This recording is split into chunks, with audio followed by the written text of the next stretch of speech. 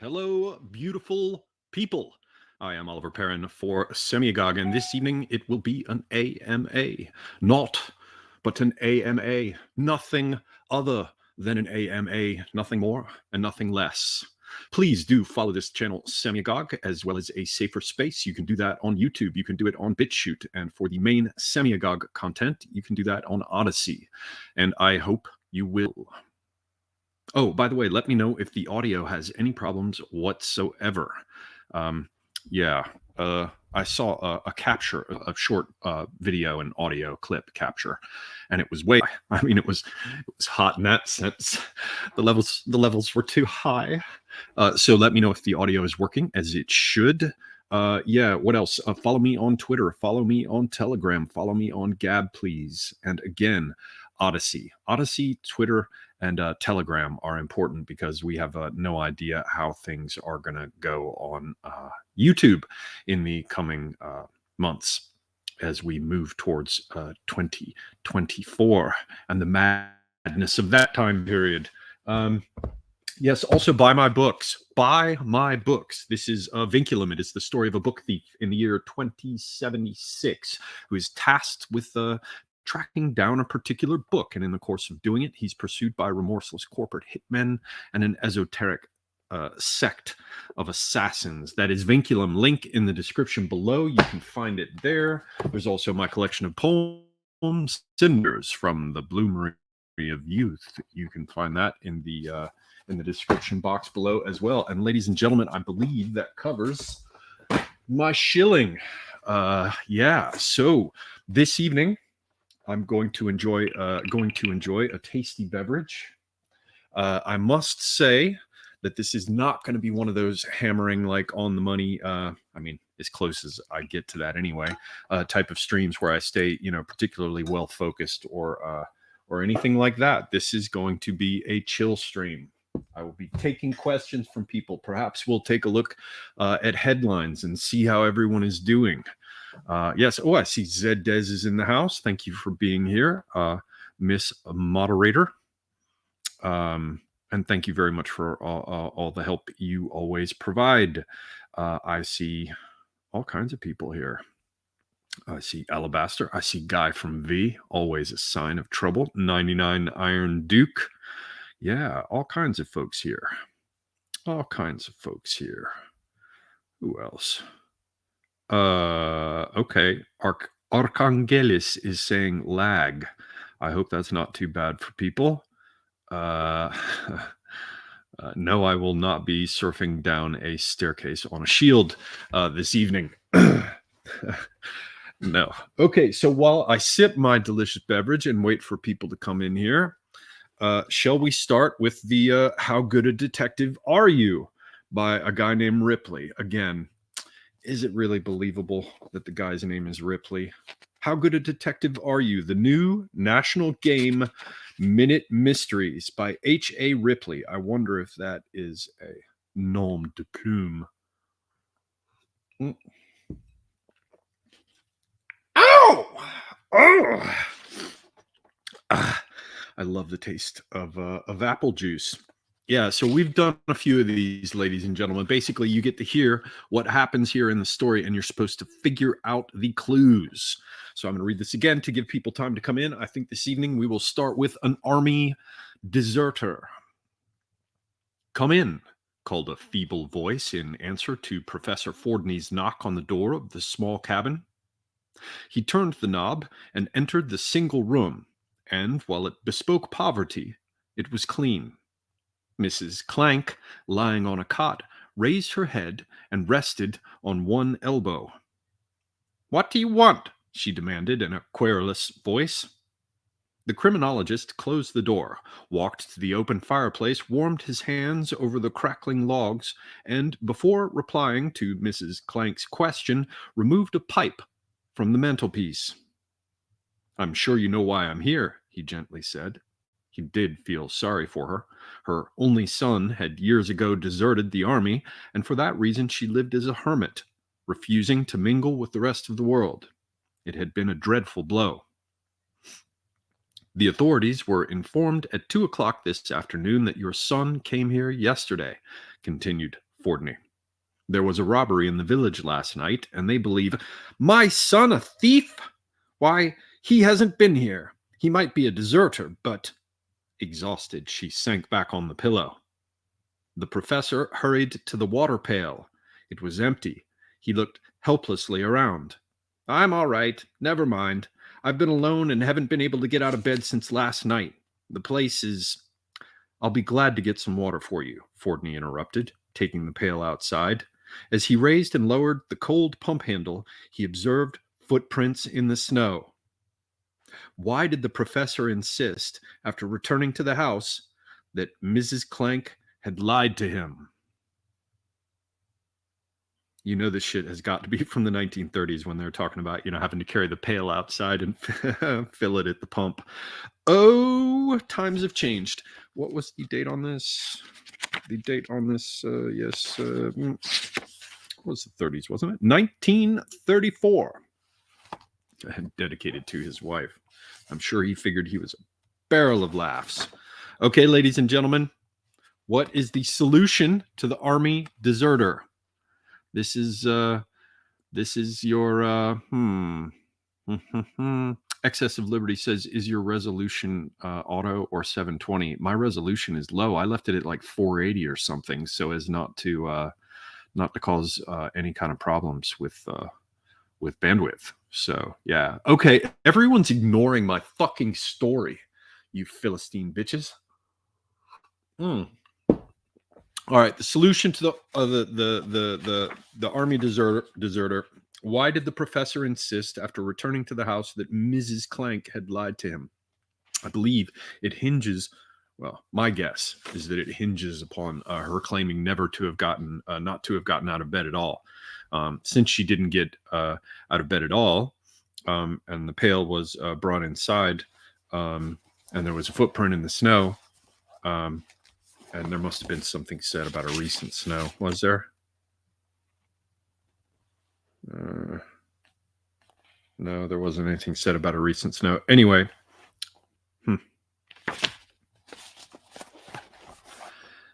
As Mrs. Clank said, she had not been out of bed since last night, and Fordney found a crackling wood fire burning after 2 o'clock the following afternoon.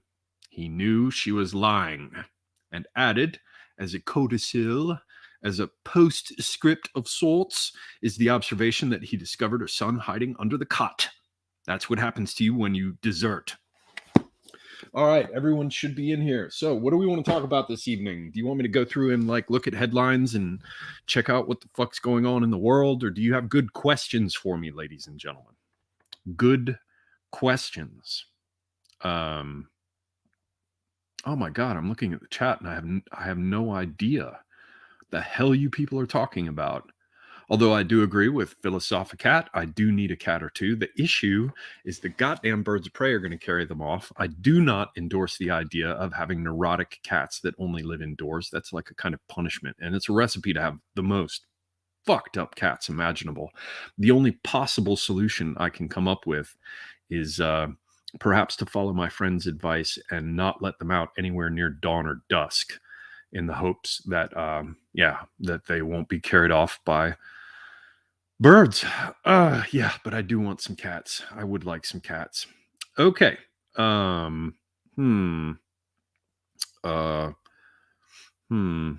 looking here for topics to cover. That's what I'm doing, ladies. I am looking for subject suggestions, questions. What the fuck are you even talking about anyway? I get that a lot. I'm getting advised to get a Norwegian forest cat, but I had a roommate that had something that was mostly Norwegian forest cat. Beautiful cat. Absolutely bonkers. It was insane. Absolutely insane.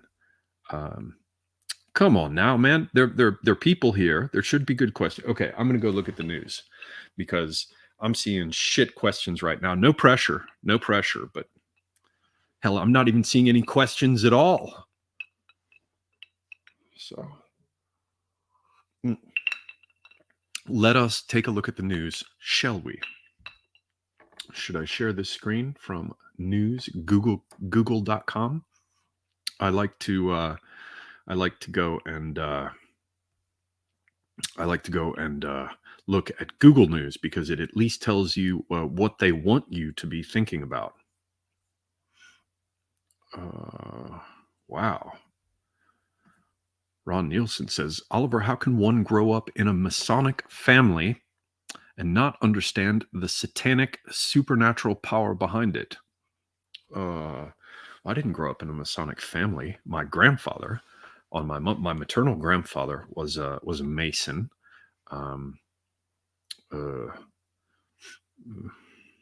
But there was nothing passed down about that. I mean, I got a funny looking watch, I got a fez, and I got a number of bowling shirts. Yeah, but I didn't see the satanic supernatural power. So that's all I got for you. Boomer 21 says, Semigog, what do you think of the lifting of Title 42? I'm embarrassed to say I have no idea what the hell that is. So yeah.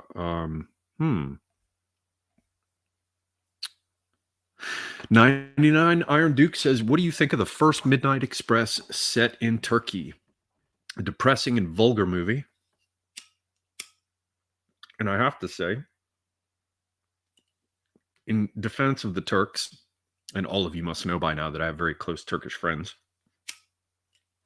some that are very much like family. So I like the Turks, generally speaking, or at least in a number of specific cases.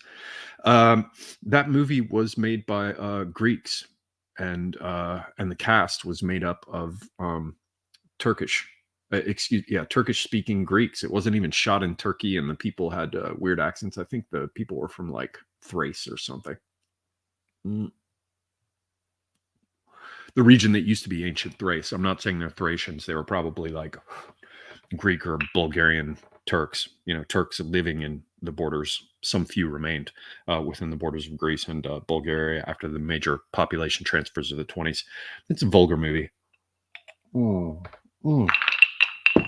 But that beverage is delicious. Wow. Okay. You guys are saving me from having to look at the news. So that's a good thing. Let's see what else we have here. Robert McDonald channel says, Semigog, what do you think about the attack on the Kremlin? I think they're poking the bear, man. They're relentlessly poking the bear. It's kind of like one of those kids that wants to talk to his mother, and it's just like mom, mom, mom, mom, mom, mom, mom, mom. That fucking relentless, like, won't ever leave you alone. Just they're poking the bear. That I'm sure of. Whether or not this business with the drone is another example of that, I don't think that the drone thing is necessary to establish that precisely that is going on. But whether or not the drone itself is another example of that, I can't be sure. It could be a false flag. It certainly seemed to be aimed at or near the flag, unless it came down at that time, which seems kind of strange. I mean, it's dead in the center of the city. The flag is dead in the center of the city. It's highly symbolic. People like to get upset about flags being attacked. And it suits the Russians nicely, whereas it doesn't do much for the Ukrainians, unless you happen to give credence to the idea that this would stimulate the Russians to overreact and provide a pretext for broader NATO involvement, this kind of thing.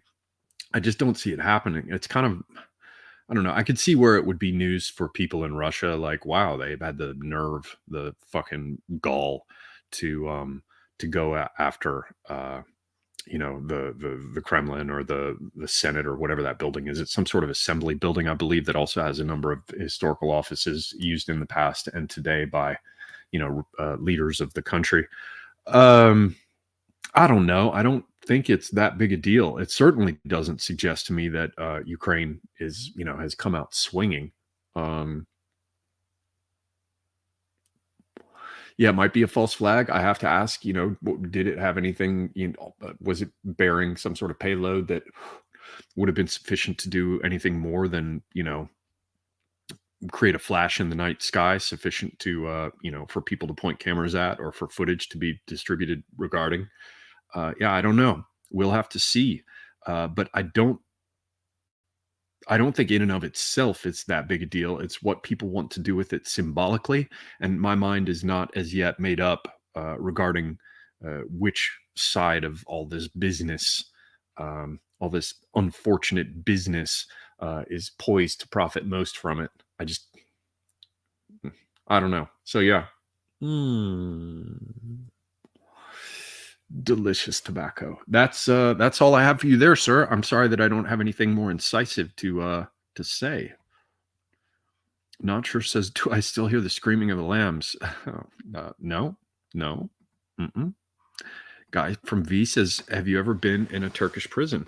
No, I've never been. I've never even visited a Turkish prison, and I'm happy, very, very happy, I might add, that that's the case. You know, I really should be filling this apple juice down here so as not to damage my computer as I did once before. Oh, don't you worry, ladies and gentlemen. This Ask Me Anything will get going here in a bit. I feel quite sure. Oh, I can't help putting it up here. It's going to take the right combination of questions. Yes. So yeah, as discussed a moment ago, I don't think a drone strike on the most superficial surface of the Kremlin, other than symbolically speaking, is going to lead to total war. In any case, we're all in total war everywhere, all the time, under the model of unrestricted warfare. Okay. Who else is in the house here? BDB, I see.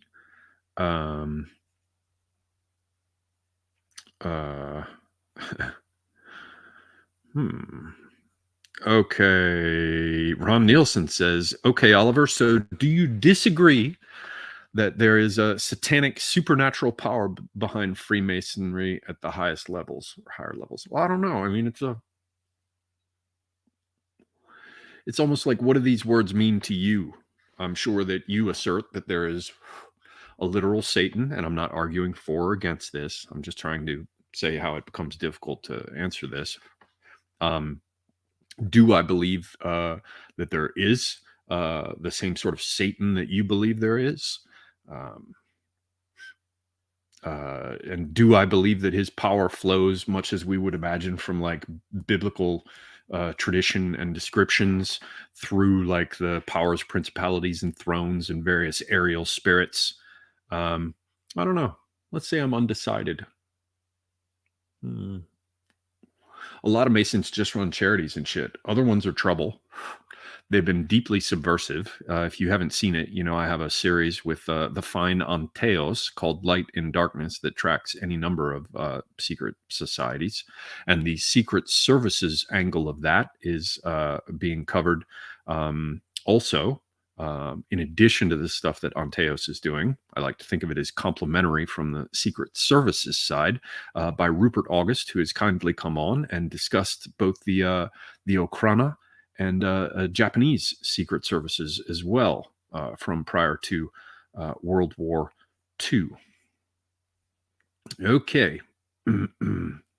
Insipid One says, Oliver, what are your most recent thoughts about all the hate speech laws cropping up everywhere? Well, where do we have them so far? We have them in Brazil, being proposed or in the process of going through the shit we're supposed to imagine is a democratic process through our democratic institutions. Democratic institutions. Yeah, Brazil, United Kingdom. Where else? There are a number of them. Fuck, I'm forgetting them now. There are several, and Ireland is another one. And I'm told that they're happening in Eastern Europe. Certainly, they have been for some time, at least relative to wanting to clamp down on people, being allowed to have different opinions about the what's going on in Ukraine. It seems like another one of these things, do better appears as a talking point across the globe. And these sounds and gestures, are all simultaneously spat forth by people who have little gesturing, Amislon people in the side window. It seems like more coordinated bullshit intended to constrain us further. Indeed, it seems there's quite a bit of that going around. So, in short, I don't believe it's an accident. I think it's being done methodically, systematically, with malice aforethought, much as I've opined many, many times over the days. Yes. What else? So does this increase the risk of nuclear exchanges? I don't know.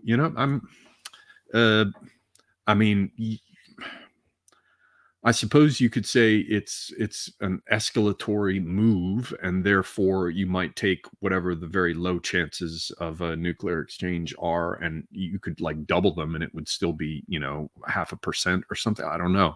So right now, I don't think it's.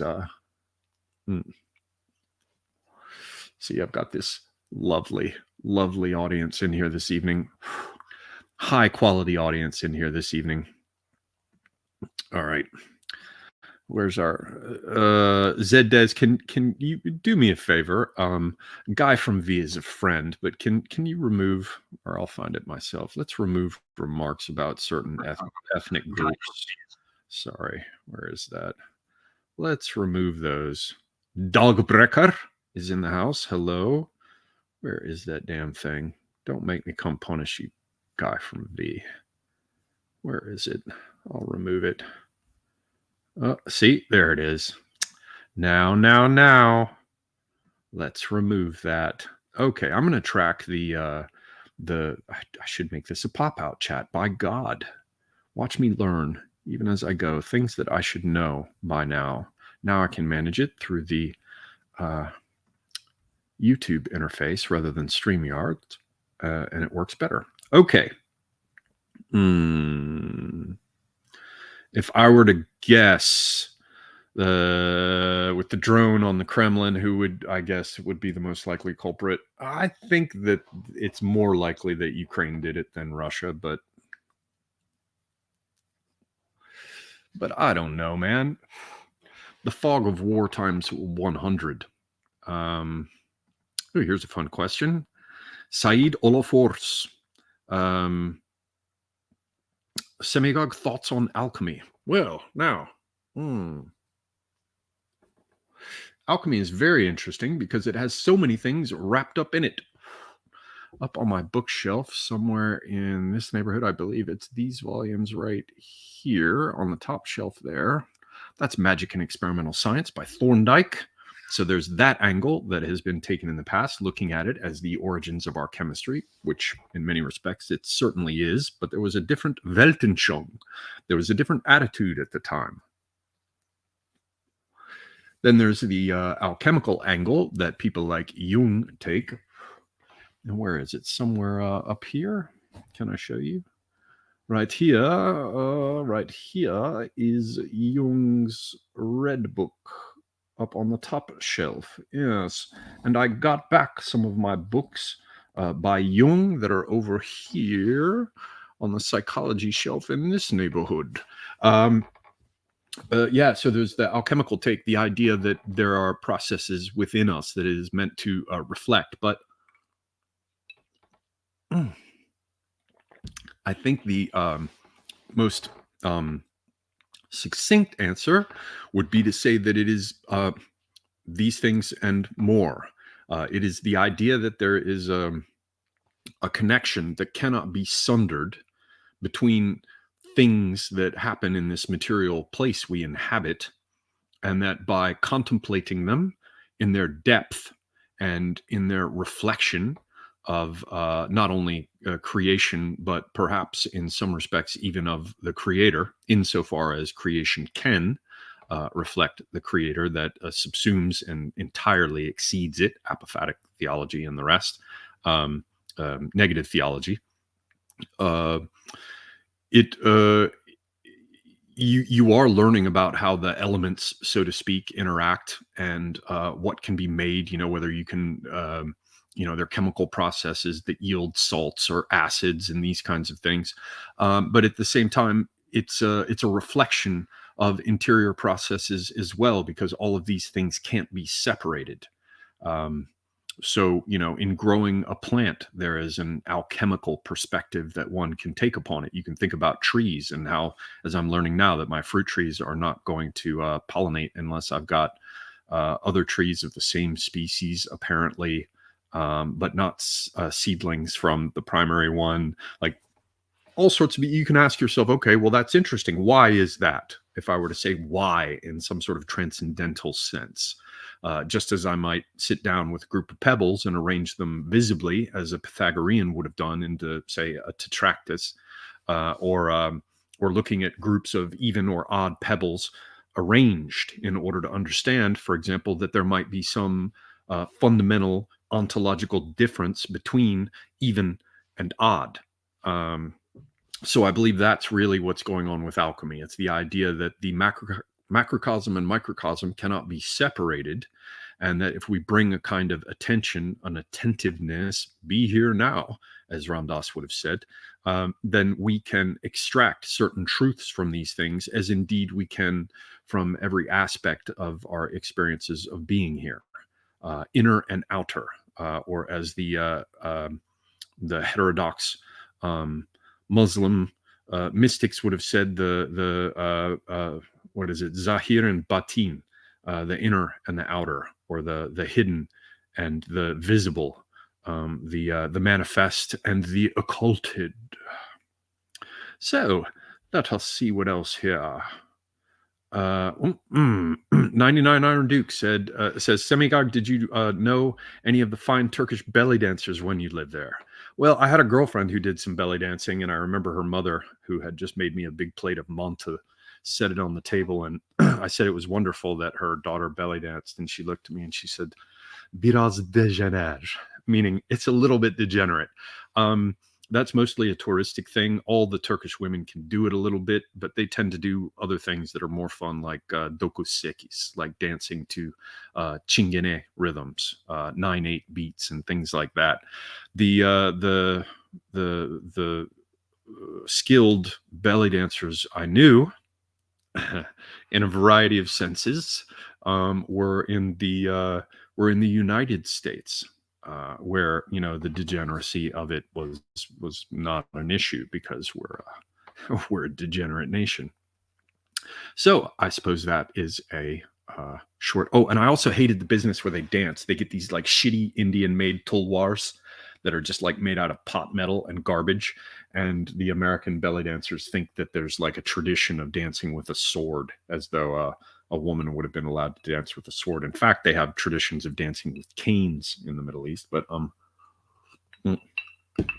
men certainly, and women to some extent too, as a kind of ripoff of it. But yeah, dancing with a sword. Some American belly dancer like playing with a crappy pot metal sword on her head and balancing it while she does it. Yeah, not my thing. Okay, next. Here's one. What if Biden, Putin, and Zelensky are all on the same side? Well, Zelensky is a cat's paw. He's a codpiece. He's a sock puppet. He's a cock holster or whatever. I mean, he just looking at him really makes me want to puke. The only thing more unpleasant than looking at him is hearing him speak. Biden seems to be a patsy too. However, I do believe that. Well, how did I put it? I said once that I believe war is when enemies collude, and it is entirely possible. And I sometimes imagine that Putin has cut a deal with certain people within the military-industrial complex, and it's going to work out for everyone to create a new polar sort of Cold War II arrangement, which will, as I've observed, like in the last video I did, will create the circumstances necessary to reindustrialize and bring home certain capacities within the West. Yeah, and many other things. If you're interested in that hypothesis, which is all it is, it's highly speculative. I'm sorry, my Crocs are squeaking on my Aeron chair. I love Crocs. Yeah, if you're interested in all of that, go and take a look at my last video. There's more about that. What is next? Next question. Okay. All right. Okay. I'm going to smoke my cigarette. Do you realize how annoying this kind of shit is? Do you realize how annoying this is? Please, you've been warned. Please. Okay. Regarding AI art, whatever will this question be? Regarding AI art, do you think this will possibly lead to an arts and crafts revival in the search for authenticity?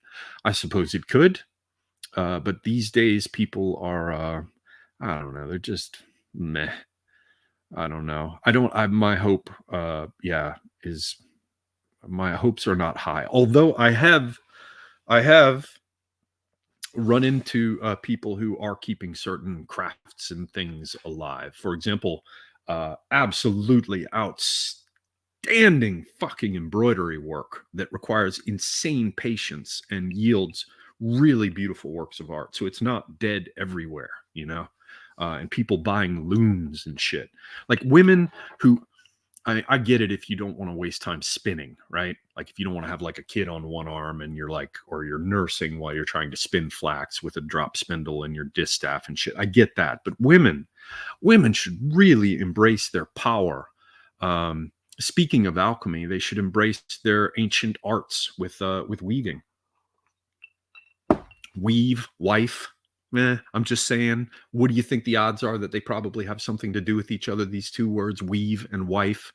What are the odds that the way women take their fine little fingers and braid their hair, embroider things, speak of people speaking of apron strings, and, you know, it's a whole set of feminine lore that, like I was talking about with alchemy, you cannot understand unless you've literally done the processes. You won't know what a metaphor about spinning means unless you've actually spun the thread. You won't know, whole sets of mythological lore, like the Norns, right? Spinning threads of fate, cutting them. Atropos, I can't remember their three names. Oh, God damn it. Oh, I need to buy a back scratcher. Sorry, that was vulgar. These things cannot be understood properly unless one actually undertakes them and feels with the fingertips or goes through the process, deals with arranging a loom beforehand to get the geometry of it right. You know, these things, the relative strengths of different materials for weaving, embroidery, crochet, lace work. You cannot understand these things unless you've actually done them. So it is still around and inherent. I guess that's the good news. Inherent in the process itself is the knowledge, much the same as we can see, for example, with yoga postures, asanas or whatever. If you take a given posture, certain things about it will be revealed to you if you, in a properly receptive state, go through the postures. I mean, if you do the hero asana, set your feet widely, and your hands up and stand, you'll feel you're forming a triangular shape, and you'll feel a huge thing happen as energy comes up out of the ground, and the particular way in which the femurs are angled, pushing into the pelvis and raising the arms, you'll feel a kind of tension within yourself, but you're locked into the earth and the rest, and it just flows up and forward. Well, if you take the posture much as if you take the lion asana posture, then the reality of it comes through to you. I imagine it's much the same with aspects of chemistry or scent synthesis, as I so often and so pleasantly get to hear Mr. John D. Talk about. The good news is that latent within the very processes themselves is the wisdom that has otherwise been lost, and all that it takes is for a contemplative person to undertake those things in the traditional way with alertness, with a kind of consciousness of it, and even looking at the lore surrounding it and drawing parallels to further understand what's being revealed to you in that. So there's an idea. Here's a question from PCAT. She says, which faction in the world do you think stands to benefit the most from advancements in AI, and why? I don't know. I think the Technocrats probably, but they're the ones who are already, how do I say this? The Technocrats are the ones who clearly have their own views of all of us being what amounts to surplus population. And they're trying to find ways to do things with us, this surplus population. They've tried for a long time, like, to keep young people out of the workforce. They, make huge amounts of money and saddled them with debt by pushing them through years of training that not only isn't useful, it's flatly counterproductive for them in pursuing their interests in life. Of course, this doesn't hold in all cases, but it does in many. They've done everything they can with prison populations. Again, you're looking there at surplus population. My old friend Tim always used to call it surplus population. You can see it, excuse me, with Andrew Yang's shit about UBI.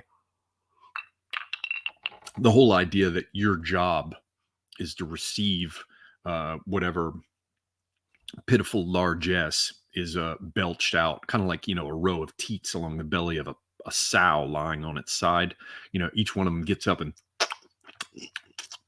sucks on the fucking sow's teat, and the population basically becomes, it's the perfection of democracy used as a way to facilitate oligarchy. Your job is that thing which gets you money. So if they deliver money to you, then your job is to keep them in power and try to keep them giving you money and to give you more, which means they turn you into a full-time employee with the function of keeping them in power. And, I'm sure they explain it to themselves in various ways, the peak oil, or, we've got to change the energy because the planet's going to die, or, we've got to come up with ways, 15-minute cities. We've got to come up with ways to deal with this burgeoning population, all while, pouring it over our borders. I believe that the Technocrats probably have the most to gain from that, which is to say those who aggressively seek centripetally an ever more granular and centralized control of everything that's done, to unite all under heaven, but at the same time to track all of it. They are the people who will benefit. And much as we saw with, talk of how with cryptocurrency and blockchain stuff and the ability to associate smart transactions with that, we saw that all of the prognoses for the future were about how it would destroy any number of jobs, because as everybody will know who has looked at smart contracts at all, the fact that criteria A, B, and C, which were established as having to be fulfilled before the next step takes place, it can all happen automatically, because on the blockchain with the smart contract kind of feature, when A, B, and C get taken care of, click, the process goes through, which means you lose just scads of these sharp pencil types that would have been responsible for processing these documents or dealing with the crossing of borders with cargo and all the rest. It's much the same thing with AI. We're hearing news about how many jobs are going to be destroyed because of the appearance of AI.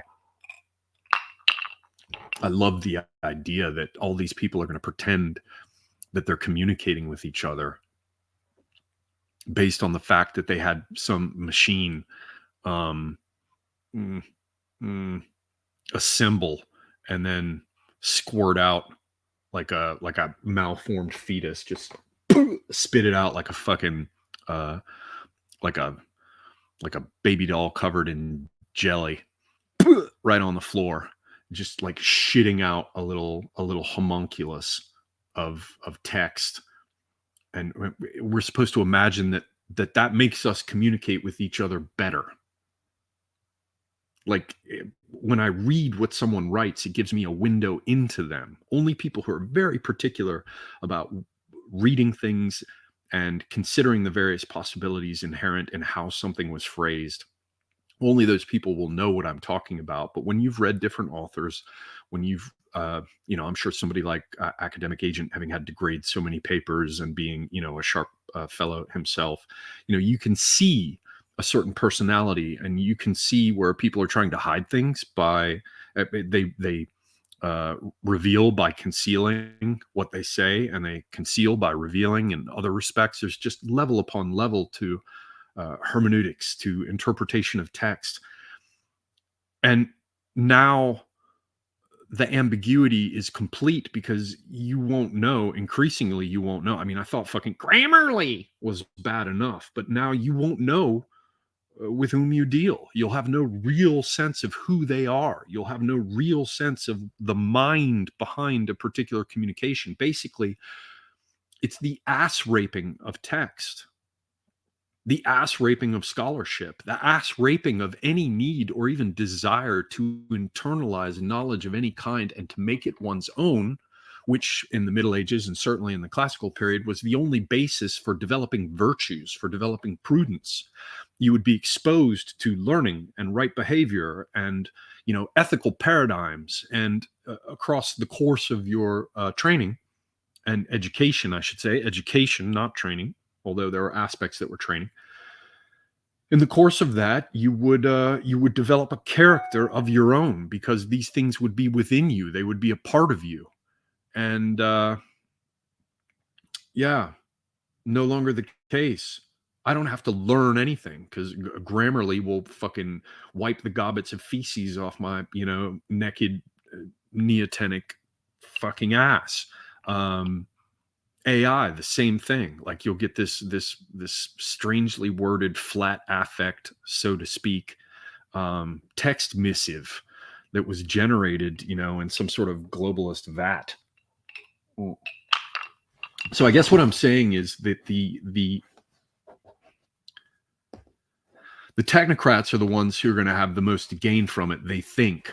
But the real conclusion I think we should all draw from this is that it's just another fucking of everything that matters in pursuit of the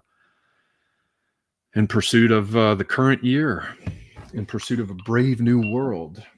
Oh, goodness.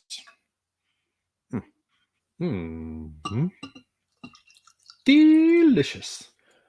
Oh, there's a little bit more in there too. Good. It's a terrible thing when you run out. So what's next for the next question? Thank you for that question, lovely lady, Miss P-Cat. What is next? Matt Cat says, why do you think James Lindsay is obsessed with Gnosticism? Oh man. It was recommended to me by a guy who drops in sometimes, who is well read, that I should read. What's his name? Oh my God. And it's still, this is the most disgusting thing. It's still sitting next to my bed, and I still haven't read more than, 10 pages of it. What is it? Political. I'll remember his name. It's Eric somebody. Good God. This is so, the older I get, the more I forget. I'm sorry. Let's see. Vogelin. Yes. Vogelin goes into this whole thing about Gnosticism, and I think a whole bunch of that has carried over in sort of a kind of political thought, has carried over to people like Lindsay. But at this point, I have not done the necessary reading on it. To be fair, I've heard other people very different from James Lindsay, who I despise, But for example, Marhabane, Robert Daigen, hopefully I've gotten that right. He's very patiently told me like 10 times how to pronounce his name, and I always get it wrong. People whom I actually like and respect, and who do their necessary research work, like Marhabane, he uses the term quite a bit too. So yeah, but again, I've not done the necessary reading on that, so that's the most I can say. It's probably it was probably something that became appealing in political and cultural discussions and considerations as a result of Eric Vogelin's stuff. But again, I haven't. Fuck, I got so much shit I need to read. Oh, I'm gonna do it soon, though. It is coming. It is coming soon. Something wicked and textual, like a course of reading. This way comes. I'm putting it off right now by just reading this 3-volume set I have of Arthur Conan Doyle's stuff, and I'd read most of the Sherlock Holmes stuff, but now I'm reading all these other stories that are included in the volume that I wasn't aware of, and I'm actually seeing quite a bit of his influence, I believe, on Robert E. Howard, for example. It's something that, you know, people like David Bizarchives and Conan Esquire probably know well about, but I had not dug into it before. So interesting tales that are not the Sherlock Holmes one. And yeah, I'm reading that in order to avoid reading what I know I need to. Yeah. Next. Brandon Williams says, do you have any advice for someone who actually has schizophrenia? Cheers from the Cayman Islands. Yeah. Well, yeah. I'm going to say only this, that I found the writings of a man named John Weir Perry. I believe that's John, as you would imagine. Weir, I think, is W-E-I-R. Last name is Perry. He fell out of favor because he apparently banged one of his patients, but he was in the tradition of Jung, and he did quite a bit of work with people suffering, as I recall, from schizophrenia. There's a particular work of his, it's called The Far Side of Madness. And it's a very interesting book. The basic idea in it is that what we call being crazy is, in many cases, at least in potential, though I hasten to add that nobody would imagine that potential is always realized, that in many cases, at least in potential, being what gets called crazy, or any of these other things that are more clinical, but let's just say being crazy, is a necessary step in getting well again. And I haven't read The Far Side of Madness in years, but I do recall that it discusses people who've suffered a psychotic break, or, you know, a variety of episodes that kind of throw everything into disarray in terms of the arrangement of their psyche. And that in his clinical work, Perry very often saw people creating diagrams that were very often cruciform. People within his programs were allowed to do things like doodle and sketch and things like this. And there was also, you know, it's like my friend Tim used to say, it's, you know, much of what passes for psychiatric and psychological work and research and therapy these days insists that what is called delusional material is something you've got to step over or around, and certainly that the physician or therapist should not indulge. And Perry's idea was that, no, you should pay close attention to this, or as my buddy Tim used to say, no, all that shit matters. You're seeing certain things, you're imagining certain things are happening because they have a kind of internal reality, that the material isn't strictly speaking delusional, at least insofar as it provides clues about the nature of the process going on within you, what stage it might be at, and what the obstacles are that must be overcome in the reintegration of the psyche. So how do I put this? Go read Perry, because there may be aspects of this where where in my paraphrase, I'm simplifying or making more of certain things, where he would have had a different position. But the way I remember it, and the way I used to try to explain these ideas to my friends once upon a time, was imagine that you're a person who has a perfectly straightforward understanding of the world and everything in it, so far as you can tell. You believe that, the world has four walls, a floor, and a ceiling. It has certain boundaries, and this is the size and shape of it. There are certain things that happen and certain things that don't happen. And here's your place, your understanding of yourself within it. Let's call it an ego persona complex, right? A set of personas, masks, and faces that you put on socially, but an integrating sense of wholeness and self behind it that we can call an ego, an I. None of this is strictly Freudian that I'm talking about. None of this is strictly Jungian. I'm just laying this out as my own model. And was basically my buddy Tim's. But you have an ego persona complex, and behind that lies or surrounding it and transcending it is a smaller self and then a larger self. And then the idea is, insofar as I understand anything of what Perry was talking about, and of course, to come back to the question here about the schizophrenia, imagine that everything's sorted for you in that fashion. But then let's just say, for the sake of argument, hypothetical, you're walking across the street and your mom's holding your hand, and then a bus hits her, right? And in the sudden instant, she goes flying away, and all that's left is a red smear going, 100 meters down the road. And you had your ego, your sense of self, your sense of your position in the world, everything was just absolutely smashed to pieces in that instant, because the four walls and floor and ceiling that you thought events around you had was just smashed. And what often happens with that, it seems to me, is that there is a corresponding shattering of that self-understanding. And it's only if you really understand this model of the ego persona complex. How am I going to explain this? I've talked about it before, and this is my understanding of it. You have different persona that are designed for different things. If you want to go get a loan at a bank, you're going to take a very different sort of position, a posture, so to speak. You're going to present a different mask, a different face from the deck of those available to you, to the bank manager responsible for determining whether or not you get a loan. Likewise, you're going to be a little bit different with a job interview. You're going to be very different if you're confronted by a panhandler, or if you're trying to pick up a woman in a bar, or if you're trying to deal with someone who's supposed to give your dry cleaning to you. In each of those cases, there's a certain face you wear. With most people, it's not very conscious.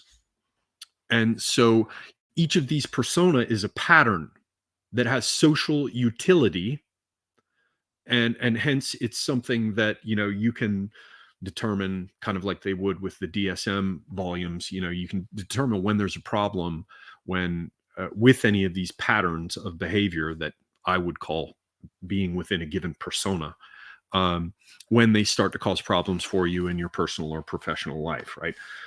But the point being that these persona are supposed to have survival value. They're supposed to do things for you. They're supposed to make things easier for you, right? If I take a Don Juan persona, whatever that might be, different for everybody, if it's going to continue working for me, if it has any business being a part of my deck of faces that I can don as a mask in order to get through circumstance in life, it should help me get laid. If I can't put on a face that is, responsive and looks at the watch and shows up on time and, shows concern with, making sure the T's are crossed and the I's are dotted, then I've got a problem with my work face, right? But all of these different faces are set up within the ego. They're like, it's almost like there's some sort of matrix that has a number of these little gemstones, or you can conceive of it as a kind of geometric figure with facets, right? So when confronted with an issue, you just rotate the assembled, you rotate the object with its different facets until it clicks, and there's the proper face for that circumstance. I've talked about this in the past, that dealing with women sometimes, that when you're pissed at them, and they actually did do something wrong, and they know they did something wrong, and you know they did something wrong, and you're still just, you're getting it out, you're talking to them, you're like, what the fuck, and why did you do this? You know, they'll be like, first they'll play angry face, right? Put on angry face. Men do this too. They'll put on angry, except for the thing at the end. They'll put on angry face and they'll be like, well, you do this, right? But you're angry, you keep pushing, and they know they really did do it. So eventually they throw that one aside, and then they do the sad one, right? For example, they'll be like, well, you know, it was just because of this, and it was just because of that, and you didn't have to do that, right? And you're pushing, and you're like, no, I don't want to hear about that bullshit. You did it. You know you shouldn't have done it, right? In the end, very often, as the other masks are stripped away, I've said this before, you very often see the one that they used to use with their dad, and it's the little girl. And they'll do this little thing when they turn their head down because they want you to see their nice little domed forehead. See that nice domed forehead with no brow ridge? You're not supposed to hit me. There's no testosterone in here. No defensive brow ridge. No defensive brow ridge. It's just a domed forehead, just like a little baby. No testosterone. Don't hit me. If you're biologically wired right, you won't hit me. So I'm just going to point that big domed forehead at you and look kind of cute. Because also when you make this, the face knit lower here, where it seems to take up less of the total dimensions of the face, it makes the forehead seem domed, which is also sort of an infantile characteristic. And you'll be looking at them. You fought through their hissing and spitting at you. You fought through their crying. And the last mask that they pull up, the last one they have in their arsenal, is just what they used to use with daddy. And they'll go, it's crazy. And I've even seen it with psychedelics and things, how people get through these different faces. Okay, sorry, I had to go into that whole thing with the persona because they're held and they're organized by the ego as a united sense of self, as an integrated sense of being a whole thing. I can say that I am a thing, and this thing is me. Well, coming back to our example of this idea of, you know, mama gets hit by the truck and becomes a 100-meter long red smear. Well, that shatters the ego. And the ego is the thing that kind of held these different personae in place, that kind of knit them together so that when the spark of consciousness moved between the different masks, there was still an underlying sense that, oh, this is just a front I'm presenting. This is just a way I'm being, because again, it has social utility. It has survival value. Well, when the ego gets smashed, the persona are just kind of floating out there as independent entities. And I've seen it with people smoking pot when I was a kid. You know, they'd smoke some dope, and, or hell, it would happen to me. You know, I'd be talking about something and I'd get into the spirit of it, because you'd be all high and you're like telling the story and you think it's all great and everything. And you're like, well, shit, it happened to me once when I was asked to read from Julius Caesar tripping in high school. And I could read very well, but I was fucking tripping in front of a class full of people and my teacher. And so I took out the book, and, you know what, I don't remember what it was, but, you know, friends, Romans, countrymen, lend me your ears. And I started off really well, and I was in the spirit because I was playing that thing and doing the voice and reading well. But then I got lost and I just kind of drifted off. I could sense, and thinking about it later, you know, the teacher was like, wow, he is reading well. And then it just sort of drifted off because there was nothing connecting it. There was nothing holding it together.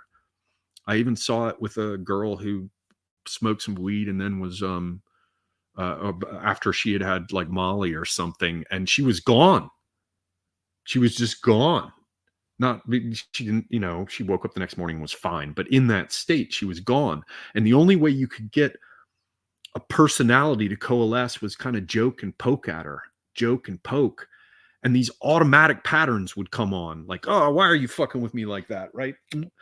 They were like little autopilot patterns, but the sense of self behind it that integrated all these patterns, persona, faces, had been shattered. So coming back around to John Weir Perry and the original question, if the ego persona complex is smashed in that way, the various faces can begin to walk around or behave as though they have a kind of autonomy. You can meet this character, and they might not remember each other because, now, this is a kind of schizophrenia that I understand is not the schizophrenia actually rarely manifests in this way, and I am no expert on schizophrenia. I'm not saying that, you know, multiple personality disorder is a part of what you're dealing with. I'm also not saying that it generally has to do with schizophrenia. It seems to be rare, and I'm not even sure what the consensus is clinically these days on whether or not it should even be called schizophrenia. But this is what I think is most illustrative of Perry's thinking, and the only thing I can offer you in relation to your question, which is that being crazy, being fucked up is actually a part of the process of getting well. What is considered delusional material should be admitted in a therapeutic or clinical context because it provides signals and signs about what the nascent re-emerging identity is trying to overcome and assemble. And in John Weir Perry's stuff, he very often found these cruciform diagrams that seemed to be like mandala diagrams, and there would very often be like the central aspect, and the idea was this symmetrical mandala kind of arrangement that was being drawn on paper. And when they would talk to the people who were having problems, they would explain things like with the men, there was always like, there was the idea of a mission that they had to perform, something that they had to undertake or overcome. With women, there was often talk about how they were carrying a child, and everyone was like, nobody's carrying a child here. And they would tell them, yes, I'm carrying a child, and it's going to be like a Christ child, or it's going to be a special kind of child that redeems everything. Both with the delusional material of men and with women, there was a general idea that after assembling all these parts and pieces, something new would be born, and it was the greatest significance. And so I guess what I'm saying is, with all that as background, hopefully this helped. I realize it's rambling. I'm having a drink. But the idea is perhaps the sickness is the most critical part of getting better. The sickness is the most critical part of getting better. And the delusional material in certain context is a part of getting better, which would raise certain questions about people who want to stop that process no matter what, because it's alarming, or the delusional material, you know, it is discomfiting, or also very quite literally creates all kinds of problems, not just for people who love the person with schizophrenia, but they also create problems for the person, him or herself, with schizophrenia. But the idea is that maybe there are ways to retreat into a place where delusional material and various kinds of behavior aren't going to cause you problems, because you've gone to, well, something more genuinely that is a safe space. And under supervision, you could be allowed to reassemble your psyche to create something that brings together these now disassociated elements that overcomes whatever caused the initial fracture. But of course, these things are, I don't know, I haven't paid much attention to psychology or psychiatry these days. It's very likely that, you know, nobody talks about any of this shit. They're very much on the biological, you know, they'll want to talk to you about receptors and shit. So I don't know. This is not any kind of recommendation for you, other than to say that you might find it worth your time to read The Far Side of Madness by John Weir Perry, and to consider these things to a degree that is sufficient for you, and of course no further. You can also look at his Lord of the Four Quarters. I have them here. I'll show them to you. It's hell to get old, but as my grandmother used to say, it's the better alternative. Oh, I'm missing one. Oh, Lord of the Four Quarters is not here. It's a shame. Oh, it's because I have not unboxed all of them. But here are here's some ideas. This is The Far Side of Madness. Here, let me pull this question down. This is The Far Side of Madness. Can you read it? Yes, The Far Side of Madness, John Weir Perry. Yes. Let me get it to where it's readable. Yes, and this is an older one. It's under Spring Publications, Dallas, Texas. The date is 1974. The other one is The Self in Psychotic Process, by John Weir Perry, forward by Jung himself. The one that I'm missing is the Lord of the Four Quarters. This one is copyright 1953. It's also Spring Publications Incorporated, Dallas, The Self in Psychotic Process. Perhaps those will be useful to you, perhaps not. You know, your mileage may vary, and there it is. This is a long answer, but that's something that I had a long interest in. Okay, I'm trying to catch up here. Hot damn. Oh, by the way, tell me if I start talking too loudly and I lean forward and I get too close to this microphone. Tell me if it's being all hot and fucked up, like the levels are too high. Okay. So I'm just scrolling down here trying to catch up, ladies, gentlemen, peoples. Holy moly.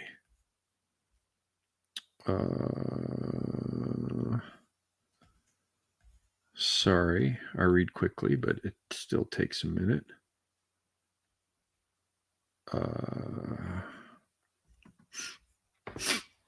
PCAT says, Semigog, what's your most out there esoteric position?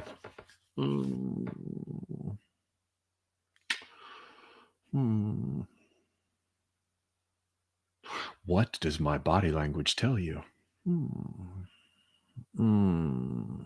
Hermetic secrets? I don't know, that the husband is supposed to raise the wife and the wife is supposed to raise the children. But of course that gets inverted in all kinds of places. Oh, I don't know. That's not particularly, that's just kind of paternalistic 19th century shit anyway. Is that out there? That when you're fucking, it creates a weird glowing light that draws souls from some bardo state, the same way that, exact same way that moths are driven to approach a light bulb. The beast with two backs is like rubbing two sticks together that create a fucking light in the darkness of the bardo state that draws souls hungry to take a fleshy form to try to dive into the womb of the woman. I don't know, man. Probably half of what I think is out there. So I don't know. Well, I don't know. You'd have to be more specific. I don't understand the question. Let's see here. Boomer21 says, Semigog, who do you think is the more threatening enemy, Russia or China?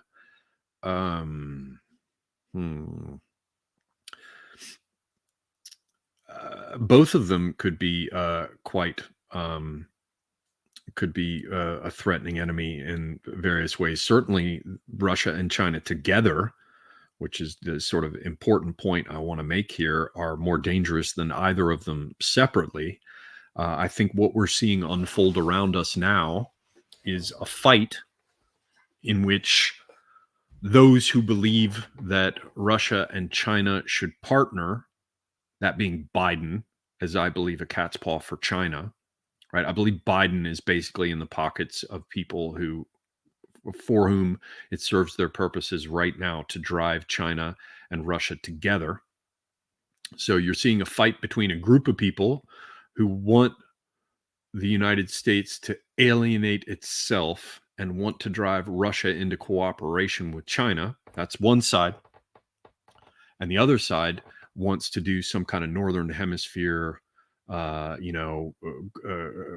Christendom kind of arrangement, embracing the Commonwealth countries as well as Europe, the United States, Canada, and Russia. And that group, Trump talking about how it's possible to get along with Russia before Trump even came into office, everybody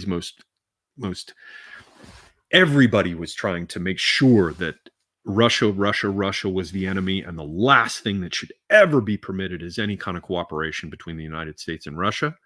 And since he was pushed out of power and the most popular president in human history with the most landslide vote ever voted, the most bestest president that's ever been, came into office and immediately started doing things to drive Russia into China's arms.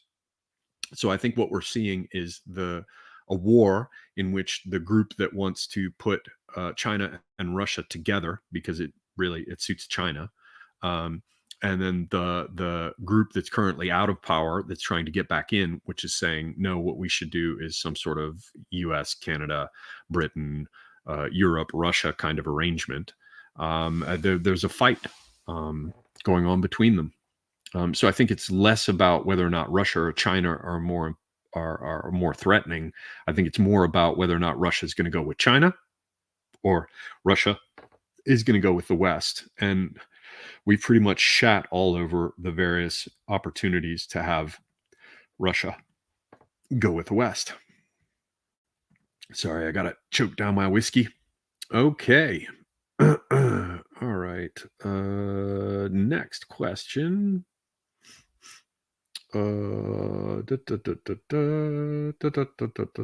trying to find what are clearly questions. Where do I have to go to learn to be a wizard?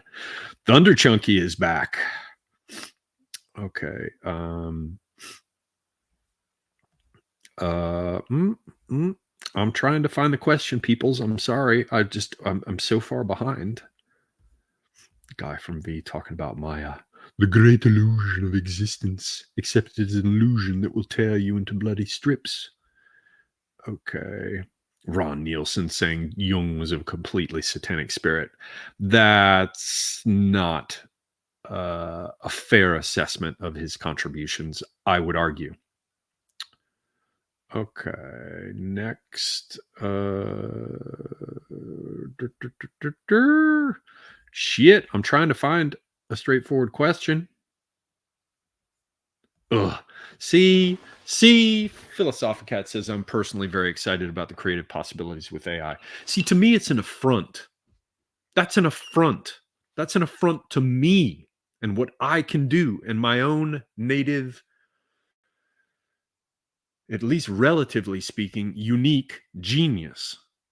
The idea that some fucking, like the best it is some sort of, ass boy, step and fetch it digital servant. It's disgusting to me. I can understand the idea of creating something and giving credit to the people with whom I collaborated. I totally get that. That's cool. That's cool. That's human beings coming together. The word conspire, to breathe together. It's like three people standing around a little spark, and they all, in synchronization, carefully and gently go, conspiring to make that flame grow brighter and illuminate something. That's cool. But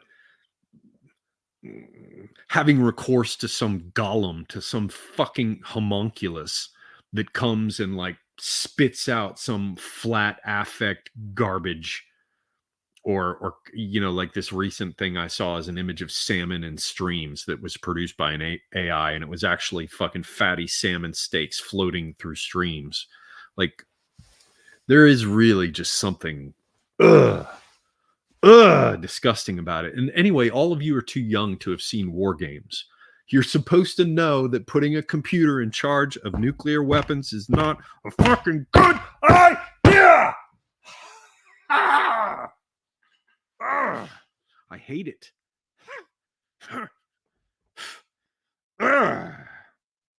Okay, but that's fair enough. This point, yes.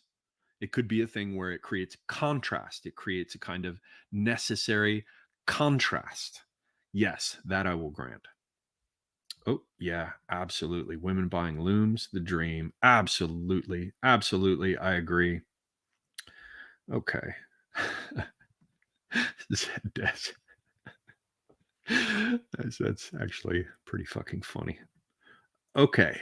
Man, I'm way behind.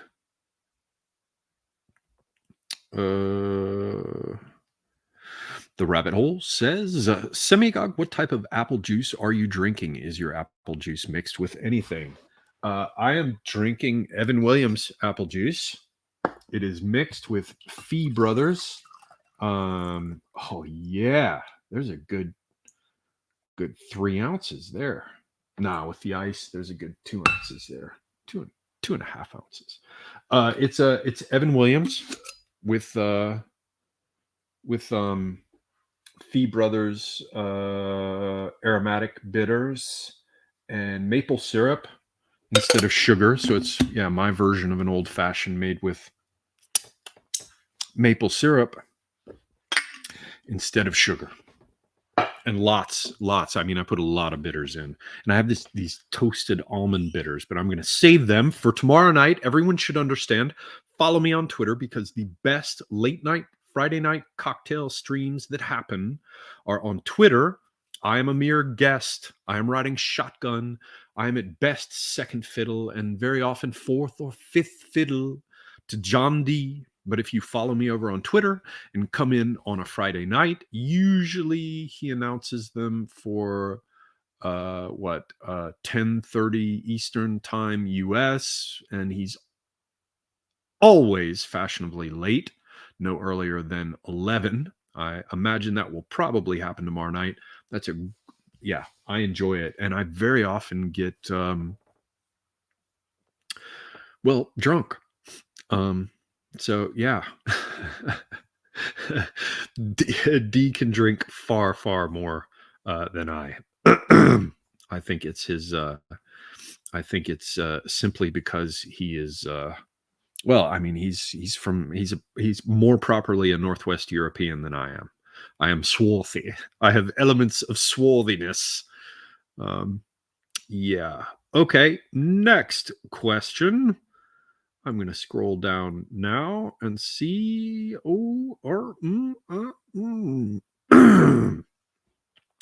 Excess of Liberty says, Semiagog as a book sell. I've never read any Turkish books. Recommendations? What kind of stuff do they read over there? I guess I should pull that up. I still have not properly read any.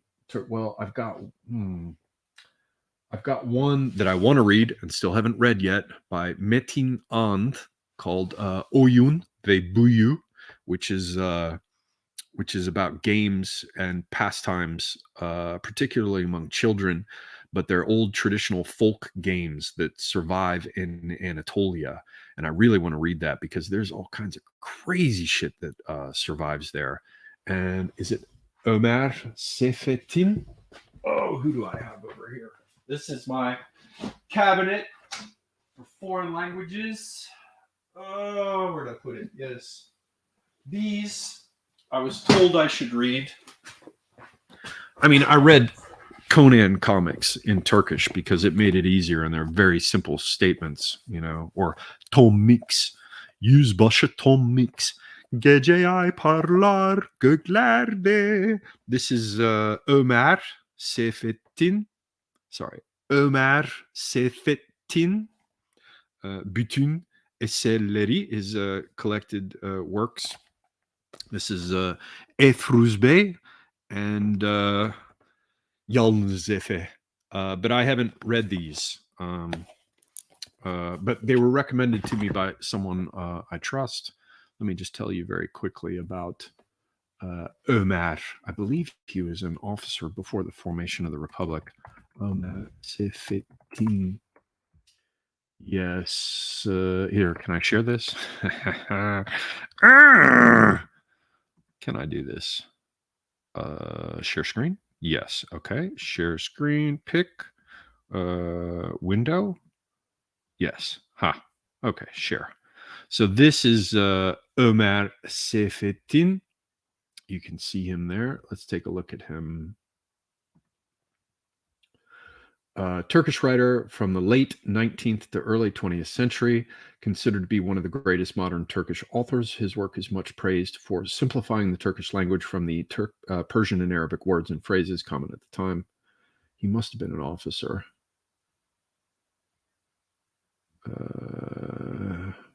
He was first lieutenant, military school instructor in Izmir. Yeah, so check him out. That's yeah, this is a extremely esoteric subject that might not be of interest to all our viewers. So I will move on to another question. But yeah, maybe try Ömer Seyfettin. And there are many. I mean, there are Turkish poets that are very interesting. They have all kinds of strange traditions with well, yeah, I would go down a road that would be yeah, probably boring for 80% of the people watching. So yeah, perhaps I can talk about that another time when I know more about it. Press F for Tim.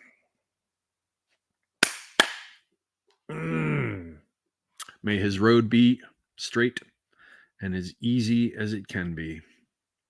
Okay, next.